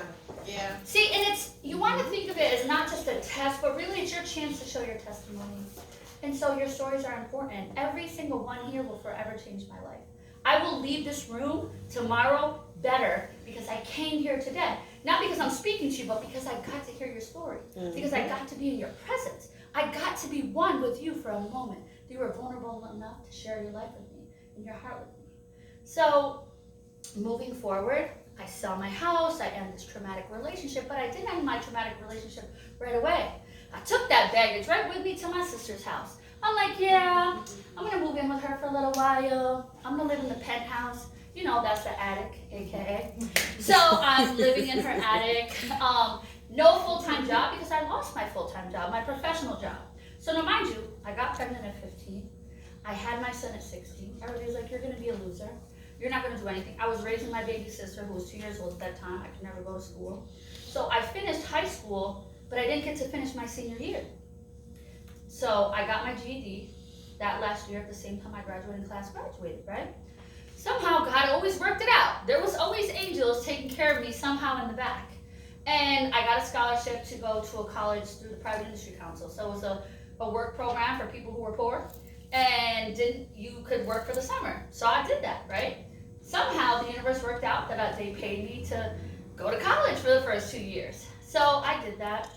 And I've tried to do everything in my life that I could to come from where I was to know where I'm going, right? There's 5 girls in my family. My only goal, only thing in my whole life was to make sure our life was better tomorrow than it was today. I lived for them. So I've tried to do everything I could. So now we deal with the post-traumatic stress, losing my mom. I'm a disaster. I lose my professional job. I did go and get a PhD along the way. Who gives a shit, right? It would be. It was great. But at the same time, I was still running from all of who I was. And so all of this coming together, I did sell my house. I found my spiritual path, and I learned to become an energy healer. Now I'm a master energy healer. But that gave me the strength to step into my full power and to heal as much as I could with the post-traumatic stress. When I tell you the cord of my ex was in my back, this big, it was huge. And I probably received a good 130 healings, but it's the one thing that let me release that finally. So, and the other thing I was to tell you with you that you're like, oh, this is a disorder. There's nothing wrong with you. The thing is, you're human. And you are entitled to be empathic and to be human and to feel different in different moments at different times of the day. Amen. That is the whole fact, folks. And many people don't honor that fact. And also, I did want to say for your son who is autistic, he doesn't have ADHD. One of my gifts is on a divine channel, and I bring higher knowledge, and it's just, sometimes I'll do it consciously, sometimes I do it subconsciously, sometimes it can be freaking annoying for people. But it's just facts. He doesn't have ADHD. He is hyper aware and sees and knows everything. Can you imagine what that's like in your brain when the world is just giving you information and you know things that everybody else around you doesn't? That's incredible. How can you pay attention? Because you're like, oh, look, this is going on. I see these colors, I see these images, there's halos, there's, you know what I mean? Wisdom is coming to me. Look, see, these are called truth bumps. See those? Truth bumps, not goosebumps. That's because it's a fact. So that's how my body responds to energy. So I just want to share that with you too. We often try to diagnose these things as doctors and medical professionals. And I'm a sociologist, so I'm not a medical doctor. I've done some med-soc, so just take that with what it's worth and what resonates with you. Take from me whatever resonates with you. If not, put the rest in the trash can and keep it pushing. But, so I say bring all of these things together that you can overcome anything, right? Absolutely. Without a doubt, without a question. And it doesn't have to take time. Like this. You can happen exponentially. The difference is we put time as it's concrete. Like if it's something that has to be, it has to take me a year to heal. Or I can't heal overnight. Guess what? You can. You can. We are fractal in this essence. We exist on multiple planes simultaneously. You can always step in a version of you that has already rectified and healed all of this. And that becomes your new awareness and your new power tomorrow. Yeah. Your power today. Okay? So time is just a fragment of the imagination that we have learned to sustain as a human being on this earth. Okay? So just saying, it doesn't take time. We use time to benchmark our day. But we can get there quick. And the healing that I've done in these 2 years, as I've stepped into my power, probably would have taken the next 20 years for anybody else. I can't even tell you, I could be here all week and we'd still be like, damn girl, that's messed up. But that doesn't matter because I'm thriving and I know that it's humanly possible. And to feel whole and to understand that I am exactly where I need to be, exactly when I need to be there. So often we talk about synchronicities, right? Divine numbers, 333. It's always 1133 in my world, just know. Always 1133 in my world. But I will see all kinds of other numbers, 555, whatever. The universe will just be like, hey, Brand, you're supposed to be here. And sometimes you'll be crying in people's presence, or you'll be laughing, or you will feel like you met someone and you're like, wow, I've known you my whole entire life. Do you know why that is? because we already met. We wrote this in advance. There are no accidents here. We do have free will, right? We have free will. That's the beautiful thing of the Akashic Records in the Book of Life. We get to add to the Book of Life. We get to make new choices for Akashic Records. We get to put our stamp and our mark there with the choices that we make. But we wrote this. We all knew we would meet here today. We all knew that our soul tribe, the people that we needed to connect to without judgment, without fear, I can be like, hey, I saw aliens. And this light and love being came and said, all paths lead to home. I got a whole alien right here, baby. Thank you. And for me 2 years ago, I was like, yo, you tell me one thing about an alien again and I'm going to punch you straight in your face. See how that works? It's my alien. It's my alien. I love him. But what I have learned is those are higher light and vibrational beings that we have been socialized to think of differently. I did not know that. I came that from a totally stance of fear. I don't want to know about it. I don't want to talk about it. I don't want to think about it. Keep that shit and keep it pushing. Right. Not here, not today. Sorry. But now I have learned that those higher vibrational beings, we are part of this human experience. We are part of this human experiment. And you are all of my divergence. What's interesting is that I heard you say divergence. And my sisters will always laugh and they'll be like, Brandy, you pick up all the randoms. You meet all the randoms. Like, you're just always bringing randoms into all our life. the time. All the time. Ask always him. talking smack. Like, how do you find these randoms? All the time. I'm like, what you mean? They're just big. Never and fails. then they're like, oh, Brandy, you know, she picked up the misfits. Misfits are coming. You know, Brandy, yup, oh, the misfits, they're going to be here, right? That's me, and I can't help it. Because that's the way the universe works. Yep. Guess what? It's not misfits, there's a divergence. Yes. And until I actually watched that movie, I had no clue what the hell she was talking about. My beautiful soul sister Stephanie. But now I get it, right? They are the people that are one, that are whole, that have fought these crazy battles in our life. Whether we came from a perfect background or an imperfect background, we all fought different battles, and those battles are real for us. They are real and true and factual for us. However, we do not need to stay stuck in this human story. And I think when we're talking about a new dawn and a new day and I'm feeling good, that's the one thing, in that beautiful words of Nina Simone, that we need to understand. We do not need to walk this human story. We can take, and so when I say human story, what does that mean? Human story is, I don't need to live every day like the broken Brandy. I don't need to live every day like I'm a survivor of sexual abuse, that I know what it's like to be homeless, that I know what it's like to struggle, that I know what it's like to be poor, that I know what it's like to never feel like you fit in a room, and you could be in 1,000 rooms and I just don't belong there, right? Or that sometimes you're too much, you're larger than life, or maybe in other rooms you never feel good enough, right? You don't have to walk in that human story because that's a human story. The story that we need to start living, our higher self story. I'm encouraging all of you to find your highest self. Step into your highest self. Yes, do I work with people to help them understand who their higher self is and to name them and experience them, because we have multiple. Do I work with people to name their spirit guides and how they can serve them and support them? Absolutely, I do. But at the end of the day, that doesn't matter. For you, you have to step into your higher self. My higher selves, which had come to me in 3 different ways. The first one is that I was a prophet like Muhammad. And I'm like, what? Like, I'm not part of Nation Islam. Like, how would that even be feasible for me, right? What? But when universe speaks, I have been taught. Now I need to listen. One of my higher selves is a prophet like Muhammad. My other higher self is an archangel, Dionysus. I was like, an archangel what? What in the world are you talking about? Because when I went to my first energy training, I had no idea I was going for an energy healing training. I went there because I was a hyper empath and I couldn't get out of my freaking bed. I could not move because everybody's energy was stuck to me and sucking the life out of me. Sucking the life out of me. And I was crying and lost in just a hot mess, and I prayed. And God sent me Oliver Nino from Geo Love Healing. So I was going there just to be like, okay, let me figure out these spiritual gifts and try to figure out how I can get this energy off me. I was like, I can't, I'm stuck. I've transmuted energy my whole life, but I was stuck, I was frozen, right? So then I show up, I'm like, oh, these gonna be all these crazy ass weird people. They gonna be doing some funny stuff. Like, I don't know about all that. Like you convinced me with that shit. Period.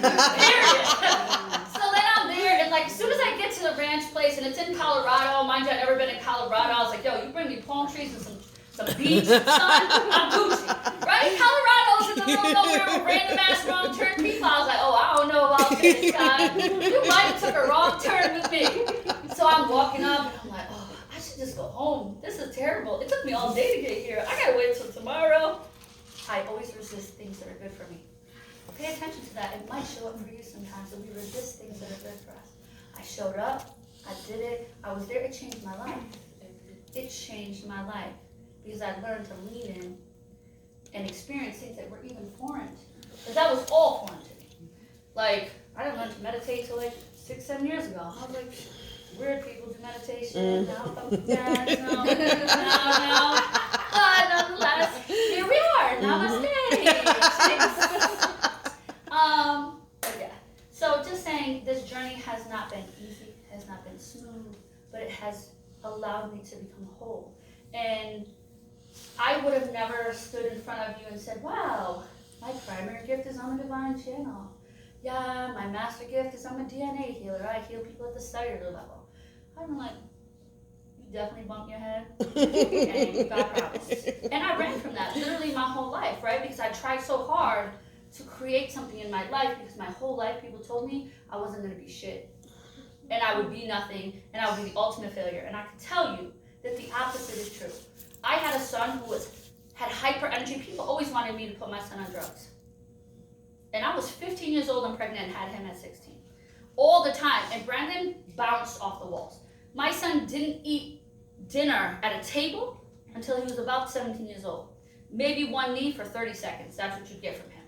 Guess what? I made his teachers accountable. I changed everything in his life to make sure that the world supported him. And this man has graduated from Syracuse University.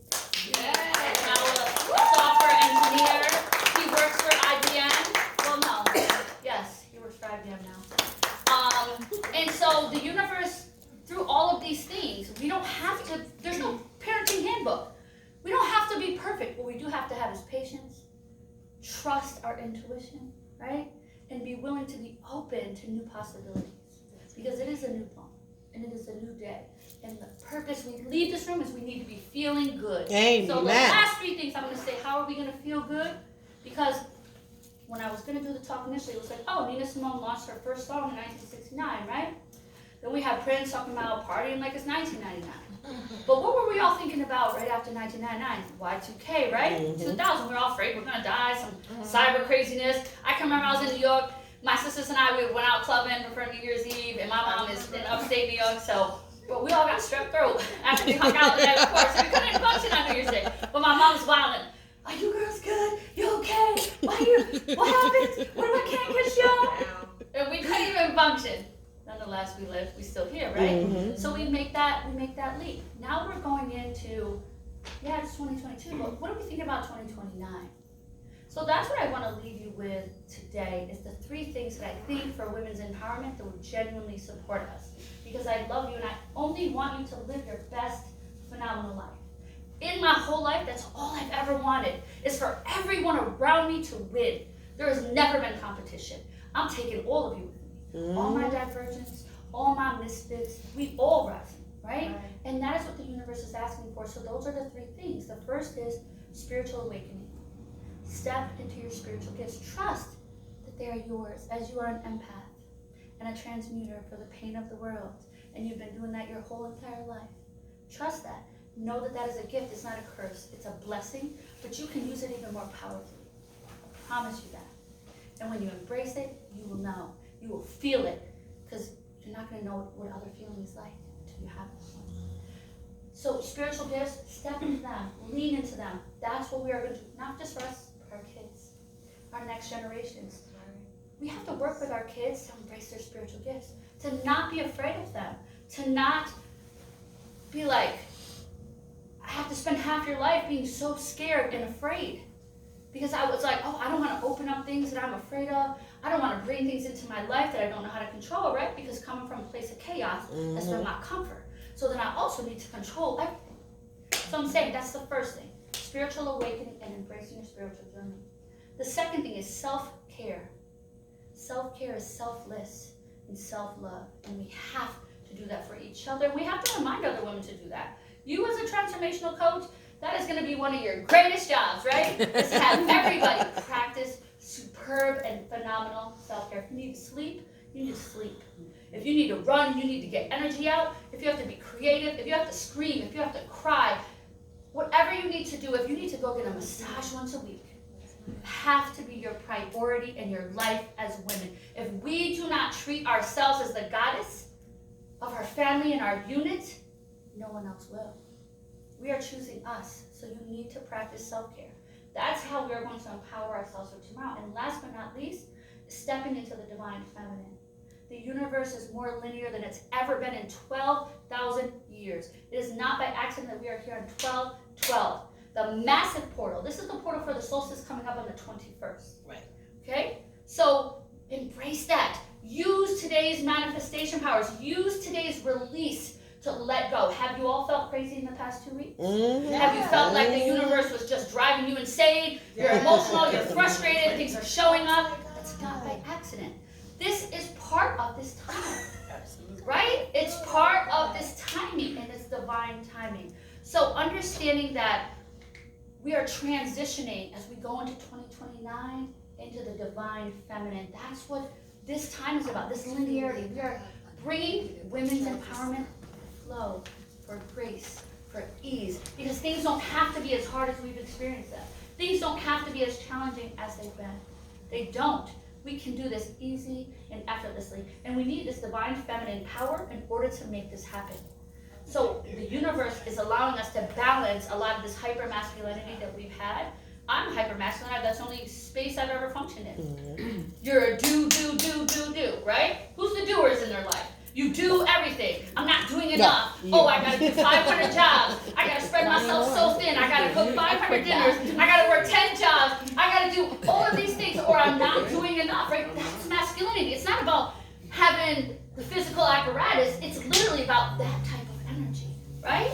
So what I'm saying is the universe is calling on all of us to step in to our heart-centered space, to our love, to our ease, to our flow, to our grace, and bring that to all of us, even on our hardest days, that divine feminine energy. And I'm going to send everyone a meditation. It's not mine, it's this other woman, but I love it, and it's beautiful, and it's all about stepping in to that divine feminine energy, which is very hard for me, and I'm sure very hard for many of you. Yep. The universe is calling on that. So in order for us to have a new dawn and a new day, and then we're feeling good, this is what we need to do. 2029, embrace it. Self-care, spiritual awakening, and divine feminine energy. Let's harness what God has given us, right? That's what we're here for. We're solstice starts for life. Amen. So I love you, love you, love you all, and thank you.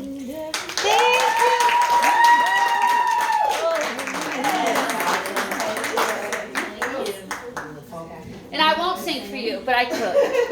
In the shower. Alright, guys. So now we are coming towards the end. Have more drinks? Hey, you ain't gotta go home. There's a whole bar right there. Okay. No, but please take some food home, take some liquor home, please, por favor, because I will be in trouble and won't be able to work tomorrow. Okay? I'm just saying. So, but now is the time to honor my amazing girlfriend, Miss Sheena Gordy. Okay? So real quick, I know. See, who told me I had to write? Oh, your girlfriend, Angelique. You know Angelique. Right. You see? I have to write it down. She's like, you gotta write everything down. That's the whole fact because I forget. But mira you. There it goes. Okay? But a few years ago, I remember this. Met you at Mind, Body, and Soul. I went and caught your book, which is somewhere around here. Okay, The Mask Behind the Mask. And instantly we connected. All right, so it was just like her vibe was crazy. And I just loved that I felt the realness from her. You know what I'm saying? The truth just pouring out of her pores, okay? After that, I had asked her if she would join forces for Poetic Teas, because after I read her book, of course, and her poetry, it inspired me as well, because I also write poetry, but it's been a long time. So I was like, why don't we put some poems on these teas and call it Poetic Teas? So we did that amazingly, okay? And then, a few months later, I was like, those light bulbs go off in your head, you know, who? Oh, there she go, Miss Angelique, okay. She was like, yeah, you get ideas left and right, yep. My husband don't know, but he knows, because my mind just don't stop. It's like I got a million hamsters in one wheel. He's like, just turn it off. I said, I can't. It was like, it just don't shut up. You know, he can go sleep in 5 minutes. I'm there just like, oh, what are we doing? Okay. And then who said the poems coming in your mind? Yeah. It was like full. I was like, oh, I got a whole book here. Why not? Right? Besides her inspiring me with the book as well. So we created the Rundown Show, which we had a good year and so pre-COVID, where we had multiple entrepreneurs, activists. We had congressmen, or you know, he was going for congressman. Tons of people on, where we had tons of fun in the Rundown remix. Okay, I had that today. Then you see that, right? I had to behave myself. Okay, and we would just have fun and help other people, inspire others, and help promote their businesses as well. She also partake in all of the women's empowerment benefits, all right, and also hosted the 2nd annual Women's Empowerment Benefit, which we had via Zoom, all right, and besides inspiring me to write my book, I love you, it was an honor when she asked me to be in her Through Their Eyes documentary, which won multiple awards, which I have over there. I'm an award winner, baby. Thanks to you. So that documentary definitely inspired, you know, it was bringing forth awareness for domestic violence, which she is definitely an advocate for, amongst other, what you call it? See, there goes Deso. There goes the Deso, okay? Sorry.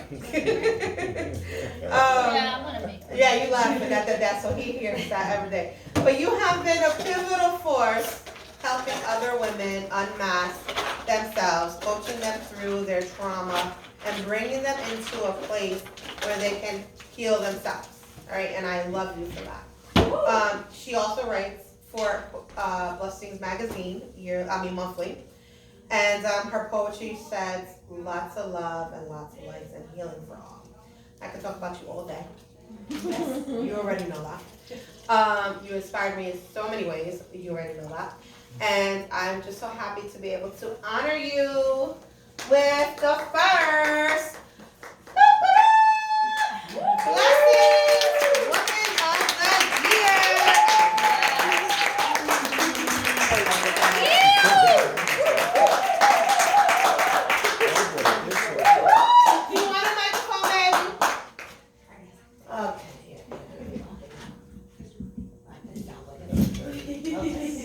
There you go.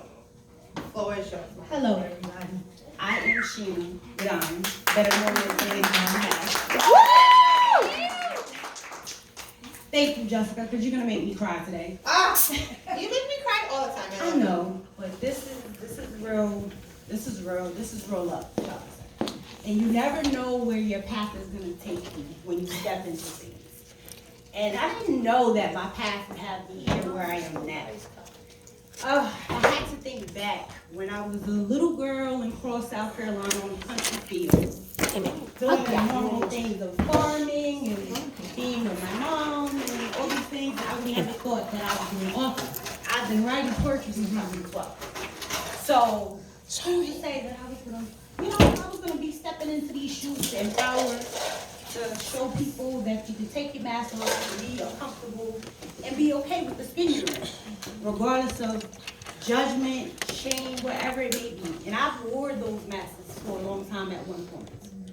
And me going through domestic violence, I understood that I'm not just a survivor, I am an overcomer. Yes, honey. Regardless of what I've been through, don't mean I got to stay in it. Yes. Just because I've been through it, doesn't mean that I have to stay in it. So, 2019, I took the path of writing my very first book that she was talking about, called The Mask on Mask, which is a book of poetry and spoken words that I put together for people to love all the imperfections in spite of what they're dealing with on a day-to-day basis. The other title reason for that book is if you look at me, I don't look like what I go through. I have fibromyalgia, which is chronic nerve pain. I have ankylospondylitis, which is orthotitis in my spine, and the rest of my joints are rheumatoid arthritis. And I also have kidney disease, and I also have osteoarthritis. But I don't let it stop me from doing anything I do. I'm an author, a speaker, a poet, a spoken word artist. I write for Blessings. I am a life coach and a woman of many hats. Both of my daughters are back there. Liana, which is my oldest. My babies, I love you. And they are what empower me, inspire me, and motivates me to do the things that I do every day. Because it is a struggle to get up. It is a struggle to do the things I do. Because I'm in pain. But I don't let it stop me from anything that I do. So Jessica, I just want to say thank you to all y'all ladies. I want to say keep empowering and keep doing the things that we do, because at the end of the day, we got to break those masses, is what I call it. Because my last book is called Unveil the Mask. And with that, it's basically telling people, take the pieces off. Take the fear off, take the anxiety, take all of that. Take that baggage and just throw it out the window. Because if you continue to carry it, you're going to carry it into everything that you do. So I call it let loose and be free. So let loose and be free and be you. That's it.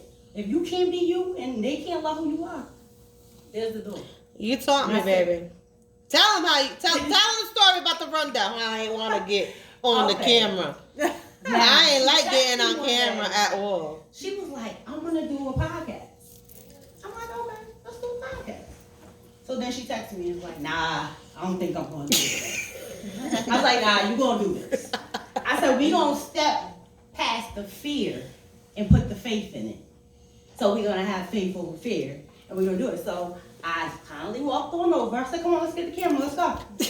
And that's how I started in her office on the second floor. Second floor. Mm-hmm. So we were there, and now we have a whole new space, and we're gonna get back to it. We will. You know, things have been cutting in it, but we. Everybody's asking when you started. When you started. Get back to it, but yeah, it was like, let's do this, because if you stay in fear and you stay comfortable, you never get to do it. Because I was with the magazine. Yep. I'm like, let's just do it. Yep. Get a book, write it. You got the information, just do it. And that's my thing. You have to just step into it. Keep going. Don't let nothing stop you, and continue to just be you. Let loose and be free. And that's it. I mean, that's just basically it. I love y'all. I thank y'all. Where can everybody find you at, my love bug? All right. Everybody can find me on Facebook as Sheena Gadine author. Same thing for my Instagram. My Twitter is I have so many things. Oh, and then my website is www.theladyBehindTheMask.com. And yeah, that's pretty much it. Aww. Find me.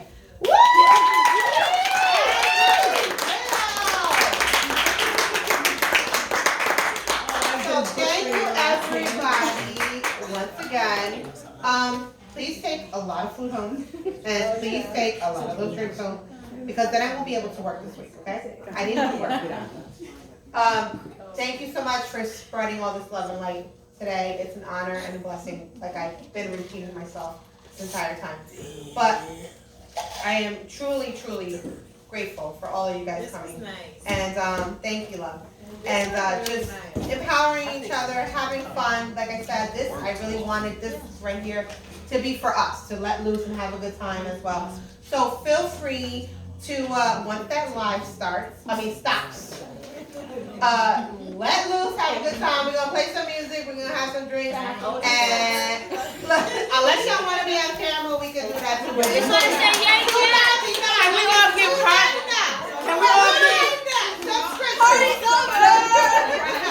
Can we all give her a round of applause? We need to give her a round of applause. And I just want to say thank you for my husband over there. Come here, baby.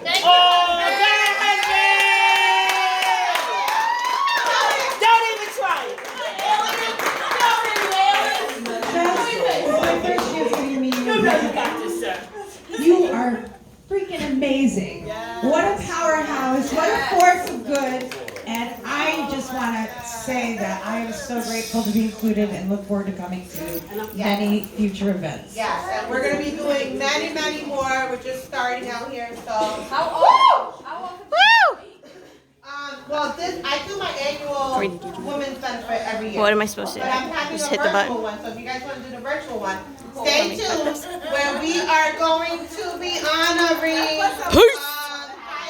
Reverend Heidi Kowalczyk on the virtual one. And I got directors in the building, so We're getting ready. We're ready.